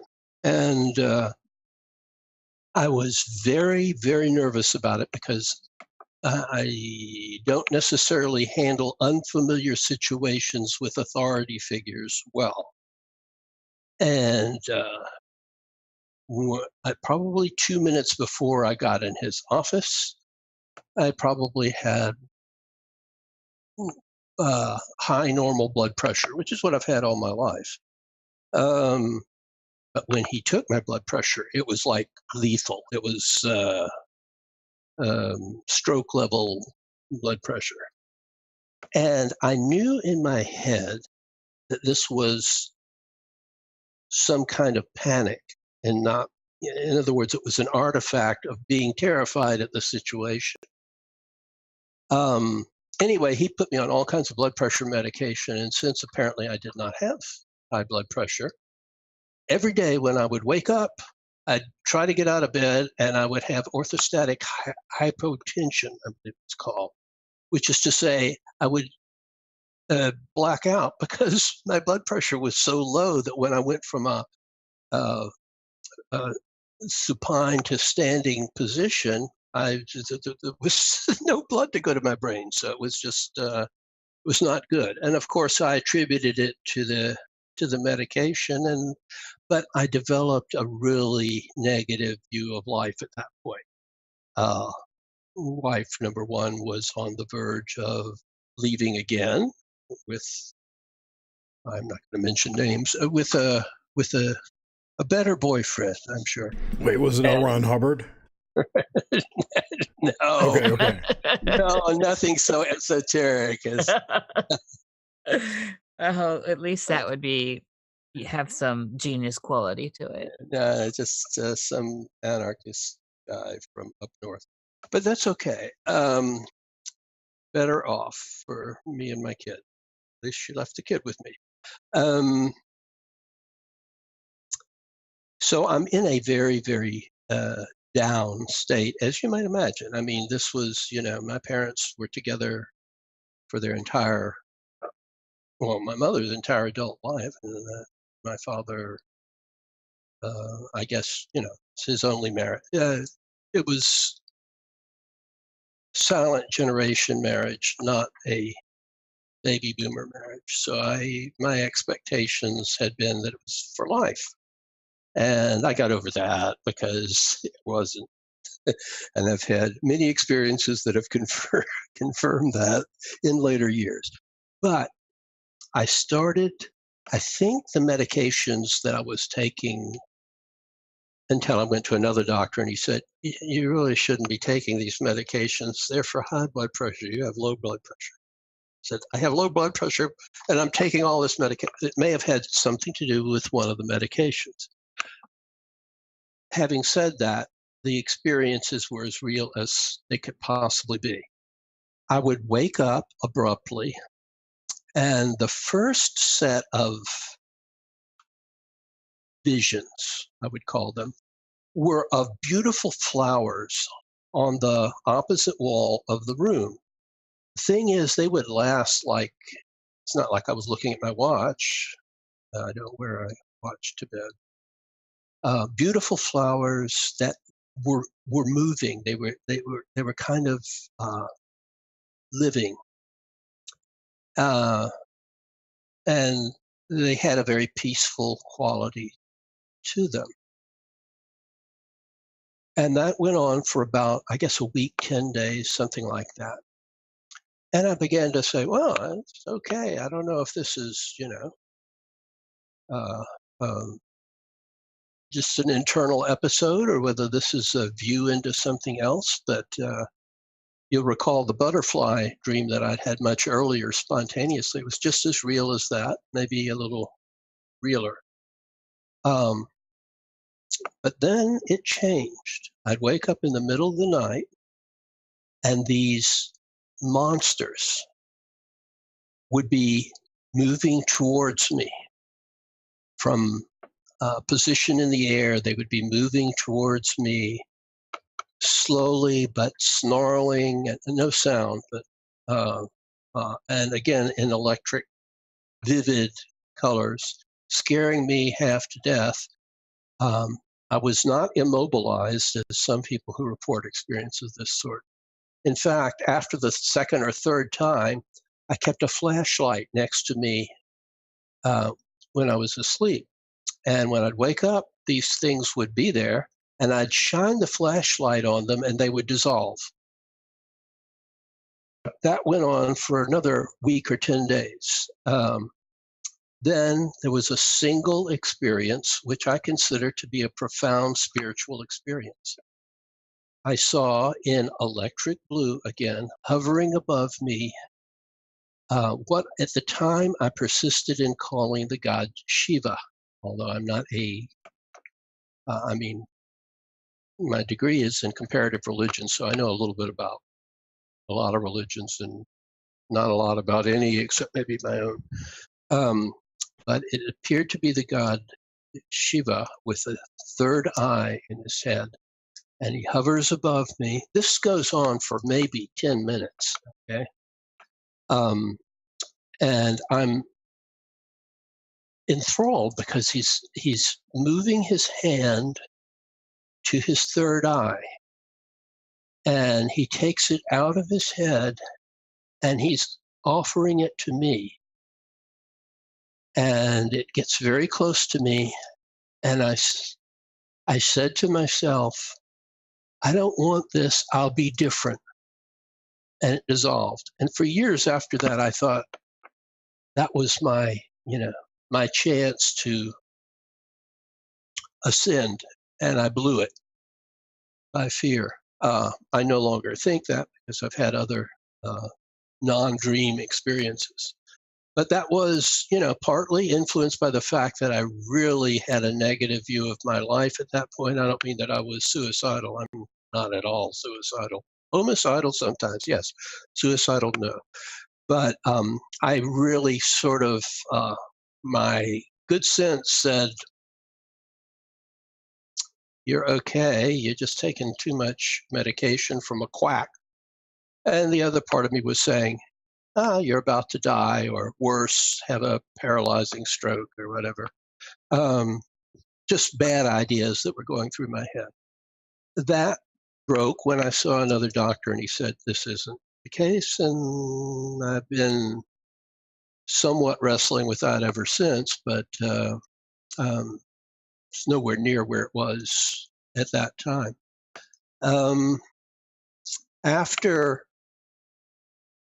well, we'll call him Shiva, I haven't had any more experiences like that one, but I was much more able to do things with other people present of a magical nature, an occult nature, than I had been prior to that. I mean, I should say that all of this is during the period that I became involved with the occult order that we were discussing earlier, and rose through the ranks there. And at that time, they were doing, they had an odd view of the other order that Aleister Crowley set up, the AA. Well, actually, he didn't set up the OT. but they thought that the AA had ceased to exist on the outer, as the master of the lodge I belonged to put it. So we did the rituals of the AA, which are much more complex than anything in the OTO. Oh, am I giving away OTO secrets? Well, yeah, but you know, what are they going to do? Take me back in so they can fire me again? You know, it doesn't work that way. Having a big deja vu right now too. Yeah, but, oh, did you go through that? No. I'm having it right now. Oh, well, we've spoken before, but in a previous life or in a future life, since I seem to be up there. You're moving in and out. You want my third eye? I don't have one. Well, hand it over. You do. You just don't see it.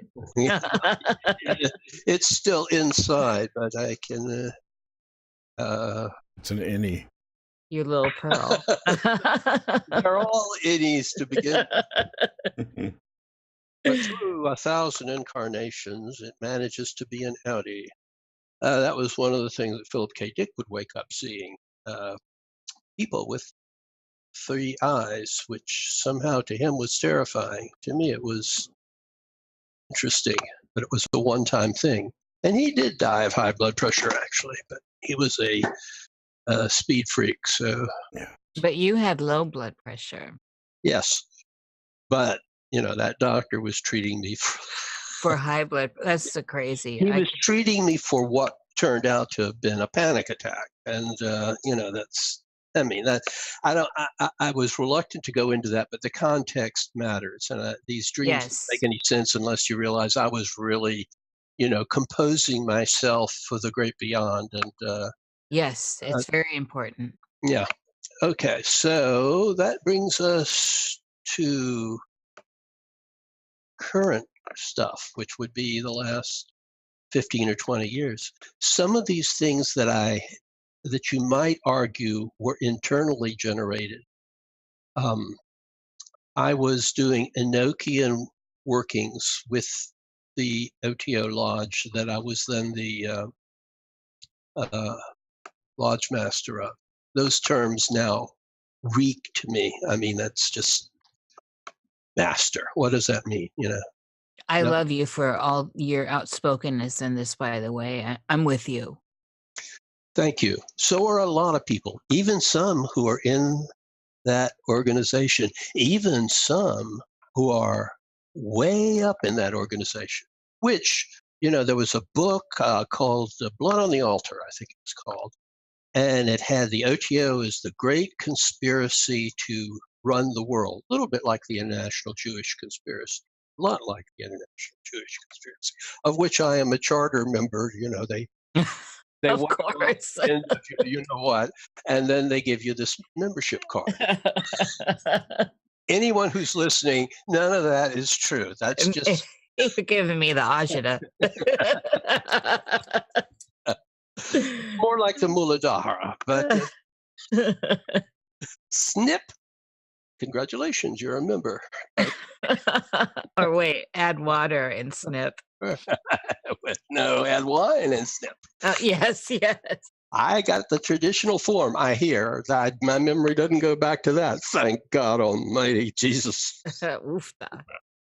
Oh, yeah. But in any case, I had a point there somewhere, but that's not the point. The point is gone. So the Enochian workings in the last 20 years is kind of where we were. Yeah. And once I became, I said something that was important to me. I mean, I am affiliated with a whole group of free Illuminist lodges all over the world now. And we discourage the term master or anything smacking of, you know, somebody being holier than thou. We like to use the term, if there's somebody who's, you know, setting things up or organizing things, we call them a facilitator, because that's all they're doing. They're not in charge, and they don't, you know, tell you what to believe and what not to believe, unlike all of these. Right, with the OSA fealty, and then, you know, God forbid you pay. Well, there's a secret there too. If you get up high enough, the fees on paper never get paid. You're not supposed to, but you're not. Right, but you still do. No. After a certain point, you stop paying, and almost all of the funds are derived from the lowly third triad people that are just getting the basic what the Masons would call the Blue Lodge. Right. Well, what I'm talking about is you're bound in further. You're bound, and by paying, you're strapped. I know. I was trying to make an analogy there. Oh yeah, well, it fell flat. you only get strapped in a certain degree that I will mention, but you do get strapped pretty hard there. You're used to, actually. They've gotten very litigiously conscious about. I've seen some things that's a whole different show. We want to have that show, by the way. Well, Jerry and I have another show. How is your legal staff? Oof does. So this is a private conversation. Oh, well, it's privately, I'd be glad to tell you everything, because I do tell people everything, not out of any kind of bitterness, but out of nobody that leaves this madness says anything about it. You know, the handful of people that were in the Branch Davidians say they either still believe or they don't want to remember. Yes. You know? Yeah. And it is a cult, in my opinion.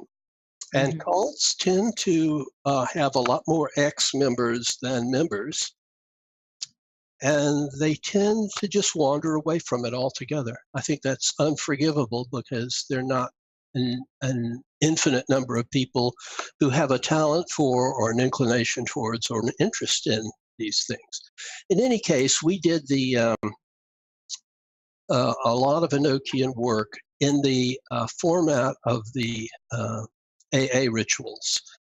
And I would have deliberately, I would have a room full of people who had little or no experience with Enochian magic.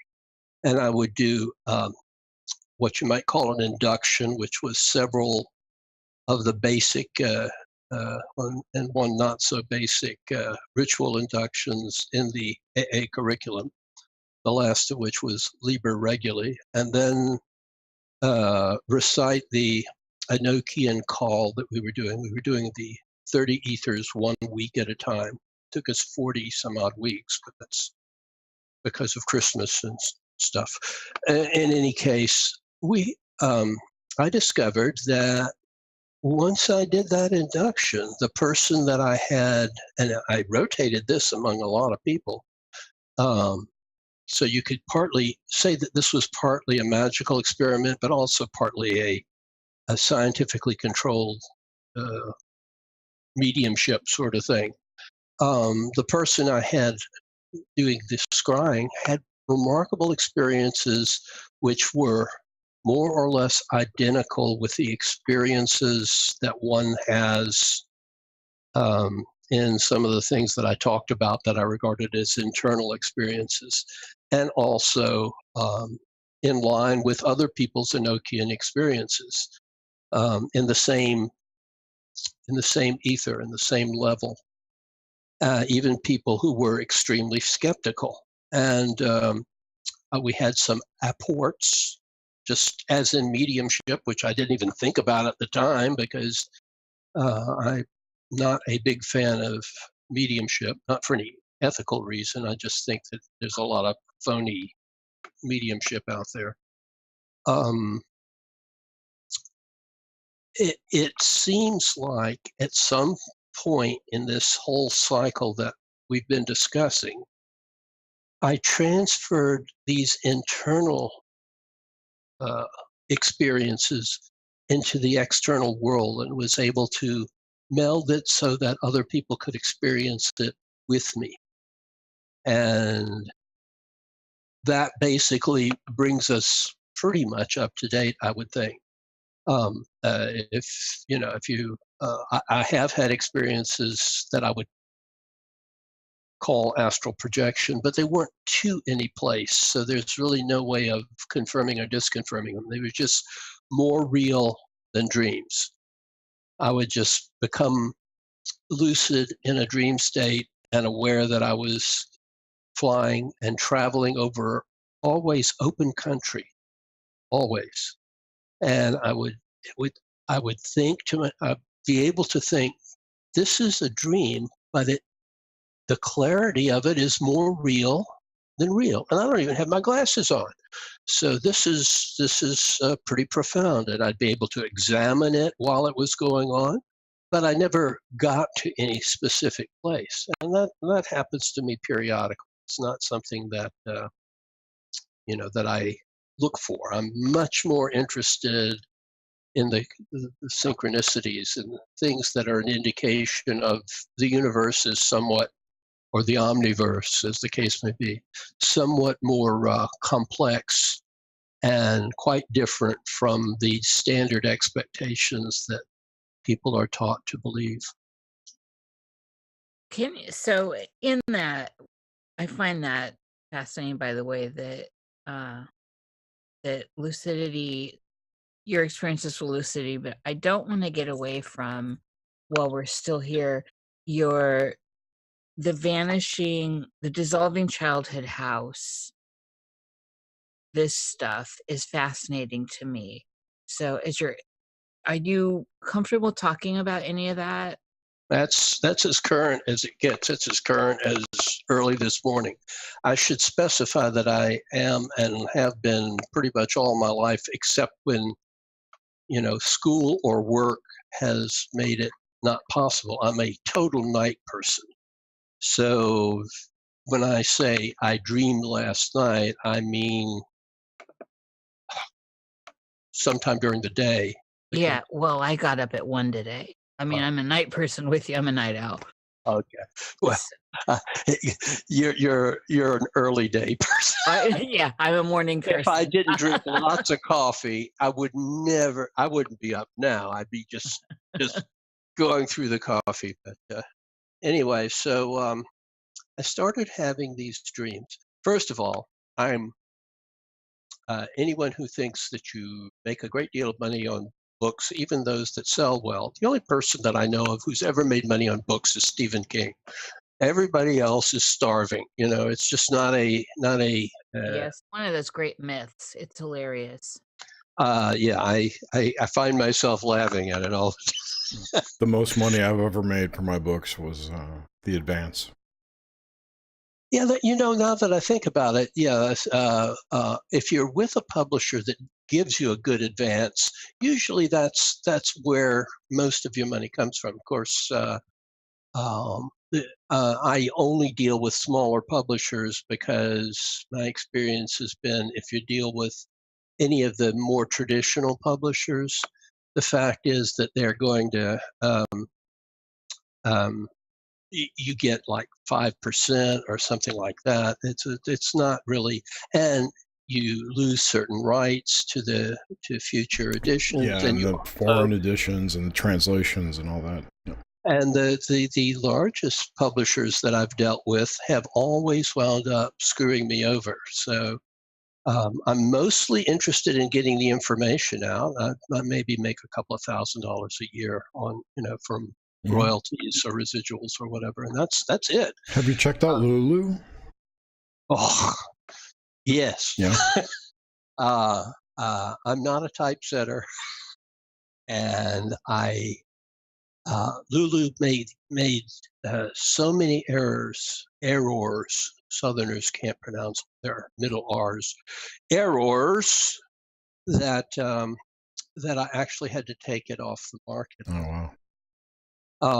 And that was after my going through it. But I'm not a proofreader, and the nice thing about dealing with outside publishers is they do the typesetting. Right, they edit. Yep. They do the editing, and they run it by you. So I'm able to take a look, but I will miss certain words. And generally speaking, things like Lulu, I gather, because I haven't had any dealings with them since they first started, that they must do only machine checks because they miss synonyms and they miss homonyms and words that are words, but not the word he wrote. So it's and that's embarrassing. So Sure. I'm with Paranoia Press and Blue Star Publishing That's now. Olav Phillips joint, right? Yeah. They do give royalties.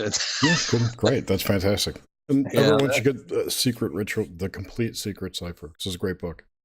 Yes, please get the complete secret cipher of the ufonauts, because I don't get nothing for the individual editions that they send. And you can get it from all the major outlets. Amazon, Barnes & Noble, blah, blah, blah, blah, blah, blah, blah. Plus, it's just great that it is all together. I mean, I think. You know, it was originally meant to be one book, but because I got this huge after Secret Cipher, the ufonauts came out from the late, great Illuminate Press, which did pay very generous advances, and they were very prompt, and they were just great. But everybody that was involved with Illuminate died under mysterious circumstances. That's a whole story in itself. Yeah. Yeah, I mean, Ron Bonds, the publisher, died under really suspicious circumstances. And Carrie Thornley, none of these people reached 60, and most of them were in their 40s. Jim Keith died under ridiculous circumstances. It's just, and all within a space of a few years. People were telling me to watch my back. I said, well, I don't do conspiracy theory stuff. I did an autographing session with Jim Keith once, and he had all these people. It was a UFO convention, but there was a militia convention on the floor below. And he wrote books about black helicopters and militia stuff and UFOs, okay? And you had both kinds of people coming up to his side of the desk for an autograph and whatever. And I thought, boy, he's playing it fast and loose. Well, he sprained an ankle at Burning Man and died. He was 47, I think, something like. Anyway, but Illuminate was wonderful. They were the best. But they're gone. Yeah, it's sad. It is sad. So let's get back on the train, and I really, really want to hear about the dissolving childhood house. It's provocative to me, and I think very significant in the totality of where we started with your dream life. Okay. Let me say this has been going on for a couple of years now. And the reason I mentioned that I come from a well-to-do family, but my mother outlived my father by a quarter century, and time and tide and child custody and blah, blah, blah, blah, blah. I don't have anything anymore except royalties and the little kindness the government gives me from money that they took out of my paychecks for however many years. Forever. 400 years. Forever. Forever. But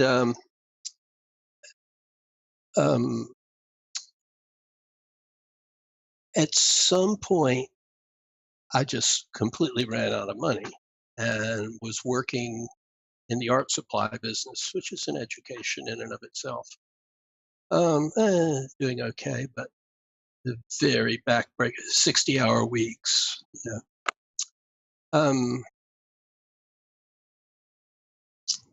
started to have these dreams that were centered around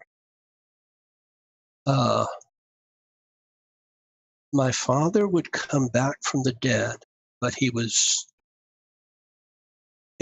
unbelievably old. My father didn't get to be that old. Unfortunately, he passed on at 67 and after a long and lingering illness. And my mother was in the dreams, but she was at the oldest that she got to, which was quite old. And I would have dreams about going to my grandfather's grave in this cemetery that does not exist.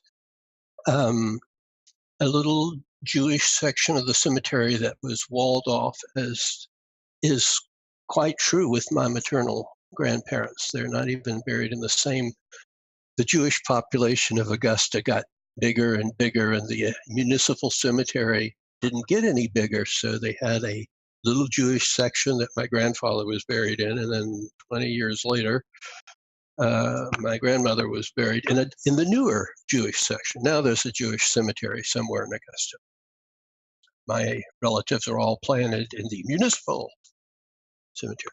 Anyway, this is not a cemetery that actually exists, but I go to this grave and somehow I know it's my maternal grandfather. And that's all there is to the dream. I mean, that's it, except that I have it recurrently. Then it slides into a separate dream, but in the same dream cycle. And I know that most authorities on dreams say if it's in the same cycle, that is during the same REM sleep or whatever, it's in a certain sense connected to the other dreams of that same cycle. I don't know what they would say about dreams that are this recurrent, but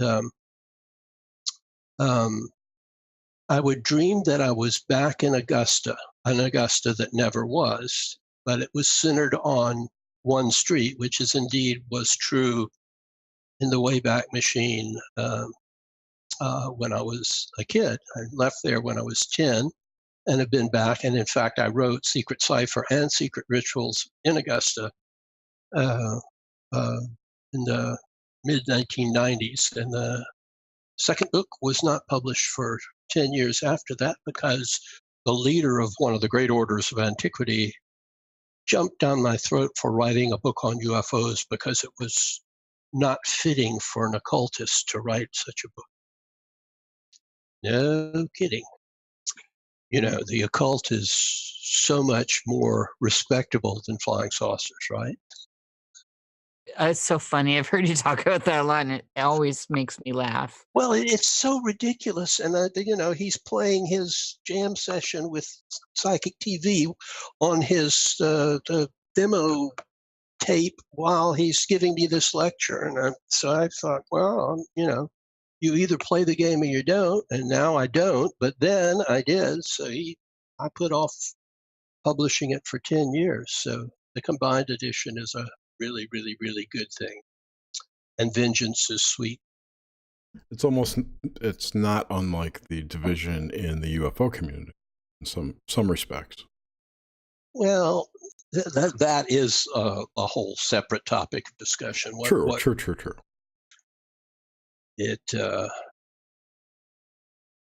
I don't think there is a UFO community anymore as such. I think it's gone mainstream. And yeah. I don't know whether that's a mistake or whether that's a good thing, but I do know that it has profoundly changed what I was involved in when I was organizing conventions, and it basically is the same thing that happened with science fiction fandom. It became too big, too commercial, and I had to go to my mark before I did my program on. And they took it away from us. Well, yeah, they did. Yeah. And I don't want to make it like sour grapes. I just question whether it's the efficacy. How much of that has anything to do with any theory other than nuts and bolts, flying saucers from outer space? 0. That's right. 0. Correct answer. Ding, ding, ding, ding, ding, ding. So I'm having this dream, and the dream in Augusta mutates to I'm going to visit some distant relatives of mine in some little town. I hesitate to say shithole, but that's what it was, in Mississippi. And I don't have any relatives in some little shithole town in Mississippi. It's a lot more complicated than I'm going to be able to go into, but suffice to say, I visit these relatives. One of my girlfriends shows up there, and it turns out it's her family. It just kind of mutates around. And that turns into this dream where I go back to the house that I grew up in, which again is in this same section of Atlanta that I'm living in now. And my parents are there, but my father has been dead, but he's alive again. However, he has a really bad heart condition. He didn't die of a heart condition. He didn't have a heart condition. I don't know anyone in his or my mother's family that has been a major problem, at least not until really advanced age. And, everybody's heart stops eventually, except the man who lived forever. I think it's the number one cause of death, actually. No, it's not breathing that, Not breathing, yeah, right. It's in the top 5, I know that. Fair indication, if you're not breathing for more than 20 minutes, you're probably not coming back. And if you are, you're coming back with oh. That's My a name zombie. is Philip. What's yours? Or greetings, Earthlings. I have inhabited this body in order to. So I'm in You're the onto something there. My mother, age is a theme in the dream. I'm sure it has something to do with my own wrestling with the fact that I am a 25-year-old in a 73-year-old body. That's the sleight of hand. Yeah, if you can do it, do it. But I've got the brain of an 80-year-old man and the body of a 14-year-old boy. They're in the trunk of my car if you want to see them. Well, what were we talking about? I sort of forget these memories. Oh yes, I was remembering. So I'm in the house, and I have spent many years. I even take people to see that house because it's a fabulous house. Also, it's when my mother sold it, and she said, fairness to my father, that she was going to sell it after he passed on, but he passed on a lot sooner than anybody thought that he was going to. He was a natural athlete, not the sort of person you would think wouldn't live to be 90, But que sera, sera, she sold the house that he had bought in the 1950s for $35,000 in a really, really, really upscale neighborhood. She sold it for $50,000, me begging her not to sell it. I probably would have lost it sooner or later, but she did. And I happened to be discovering that I am, by coincidence, living in the same neighborhood.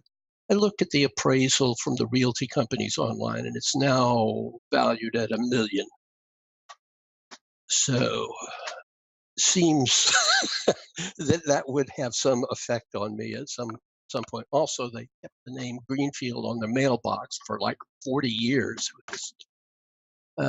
Whoever bought the house. So I would have totally done that. I don't think the thought never occurred to me, because when I was a kid in that neighborhood, we had this trick that we did, because we had what are called rural mailboxes, the ones that sit by the curb. And we also had M80s, a type of device for celebrating New Year's Eve or the 4th of July. But if you put them in a mailbox, it becomes tragic. It's very tragic. It's like Not that I ever did that. Yeah. It was the neighbor kids, the bad neighbor kids. There are bad neighbor kids in every neighborhood, Absolutely. even in Jewish neighborhoods. All right. Okay. No, sorry. So Go. the house, while I'm talking to my parents and arguing about money, and that varies, it's usually I'm asking my father for money because the police are after me and I want to escape to Australia or something like that. It varies. Sometimes I just want to go on a cruise, which shows where my head is at. And the house starts melting around me. I was going to say disintegrating, but melting around me. And I realize this whole thing is an illusion. And of course it is, by definition, it's a dream, but it's only when remember the nuclear dream that I dissolved in it? Well, this was sort of like, they say your house represents your mind. I think that's a Scientology thing, but nevertheless, sometimes they might get it right just by default, and who knows. So that's a very, very gruesome dream, and I'll wake up from that at 2 or 3 o'clock in the afternoon feeling like life is just done. And I'll crawl to the kitchen and get that really, really heavy coffee. And only then does life take on the sparkle that we all know and love, right? I'm looking at this skeleton image. Well, we're all skeletons in there somewhere. Yes, indeed. Or we would roll down to the floor and really have a hard time even discussing this. Okay, so that's my whole life to date. I can't guarantee what it'll be 10 years from now, or if it'll be 10 years from now, but I certainly hope so. So I'm weird. either going to Israel or going to Mars, so take that for what it's worth. Okay, and so with all this said, this is a good place on the dream stuff to kind of wrap that, because we did cover all that. I want to add that on the next, I definitely want more from you, Alan. We're going to take questions, but I want more from you, and because I want to get into, and I know Jerry does too, get into some of the ET stuff, well, all the other stuff. There's so much stuff. And now that we have this kind of basis logged here with so much new content from you, that I'm thrilled to move forward. But I think at this point, we should ask questions of the chat. I'm sure there are many. I've got a couple. Okay. There's one question somebody wanted to know. Back to the dream when you're walking, was it Peachtree where it split, right? And it was the blue street with the food. Did you ever go any further? Run that by me again? The dream about the street with the Chinese food? Yeah, it was downtown Atlanta. Right, right. Did you ever go any further than that street? Did you go past it? Never. At the juncture of Peachtree and West Peachtree Street, there's a downhill that goes past the Carnegie Library, or used to. I don't know. Downtown Atlanta is a different world now. But crazy. I sit down right in front of where, now that I think about it, the Trick Novelty Store, which was one of my places to go when I was a kid. I love that. Yeah, well, not everybody loved the things that I bought, because I tended to go for more the tricks than the novelties. But fake vomit, $1.95. So this Chinese outdoor restaurant, which actually I've never seen anything quite like that, I sit down and I order, and I wake up, always. Unfulfilled is a common denominator in a lot of these dreams, if you haven't noticed. Yes. Does that answer your question? Yeah, totally. The other question I had, which I wanted to ask, which is more interesting than the second question. Sorry, whoever asked that. Are you familiar with the work of Alan Green and his work on Shakespeare's connections to John Dee? No, I mean, I'm real familiar with John Dee's saga, but no. And I would certainly remember a name like Alan Green. Yes. there are multiple Alan Greens in this genre or whatever, this area.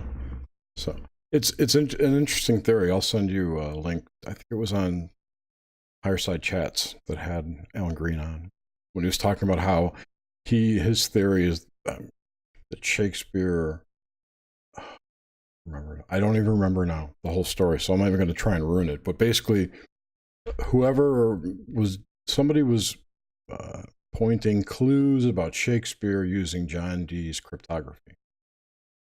Oh, you know what? I have read something about that very recently. I just didn't associate the name with it.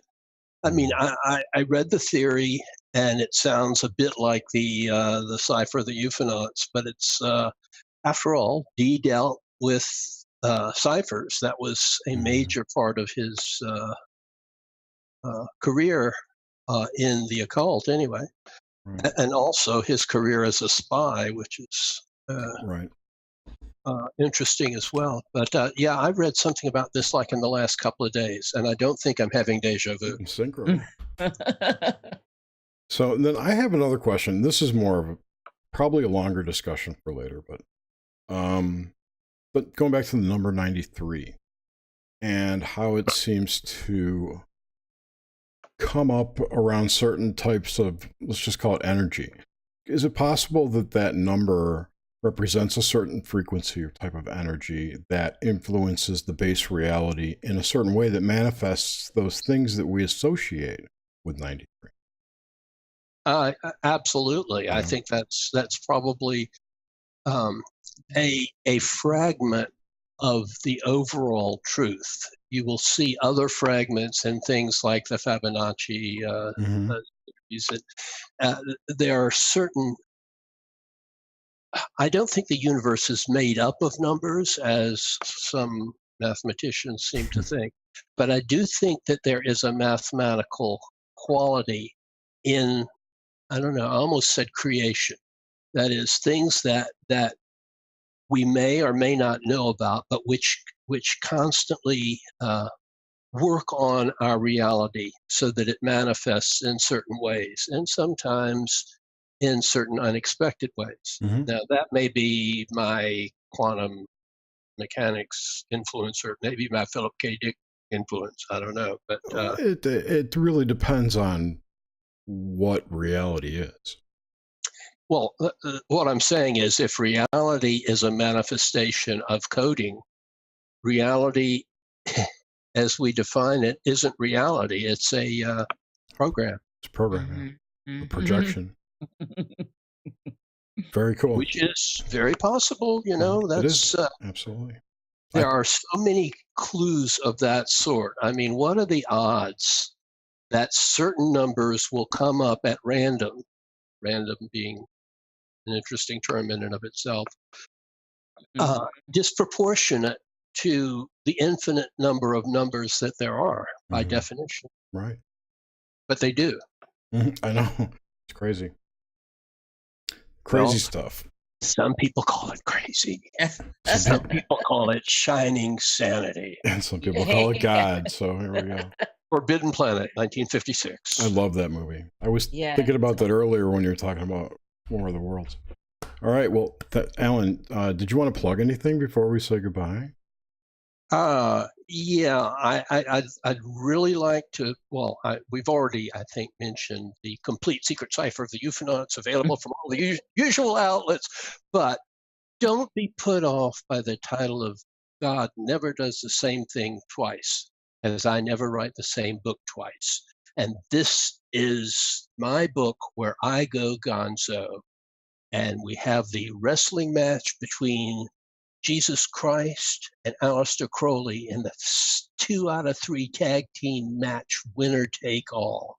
And we also, at no extra cost, I don't know what they're charging for it, but at no extra cost, is General Patton's secret visit to Prague to find the golem in 1945. I can't wait. Is this one out already? I thought it was. Oh, it's out. It's out. It's you can get it from all of the usual places. Actually, if you were at my door, I have about 14 copies here. The publisher is Blue Star is wonderful. I love those folks around Sacramento. But, that's on my list. It sounds wonderful. Of course, your writing is all wonderful. Well, this is different, though, so you may or may not like it. And I'm sure there will be readers who will get to the end of it where, well, I won't tell you what happens, but some people who are fundamentalists might not like it. I'm not a fundamentalist. Well, then you'll like it. Yeah. In fact, you'll love it. In fact, you'll rave about it and buy copies for your friends and for a few of your enemies. Oh yes, sprinkle them around. And for anything else, in all seriousness, I say this a lot, but it's really true. I've been on the internet so long that if you just Google my name and spell it properly, you will find tons of stuff about me. Some of it true, some of it not true, some of it just interesting, and it doesn't matter whether it's true or not. That's Allen Greenfield. I'm not going to spell it. If you can't spell Greenfield, you don't deserve it. All right. Well, thank you so much, Alan, for spending time with us and coming on the show. And thank you, Nish. Thank you, everyone who listened and stayed with us live. And we will see you next week. Who we have next week? John Tenney, right? John E.L. Tenney. Oh, that name is familiar.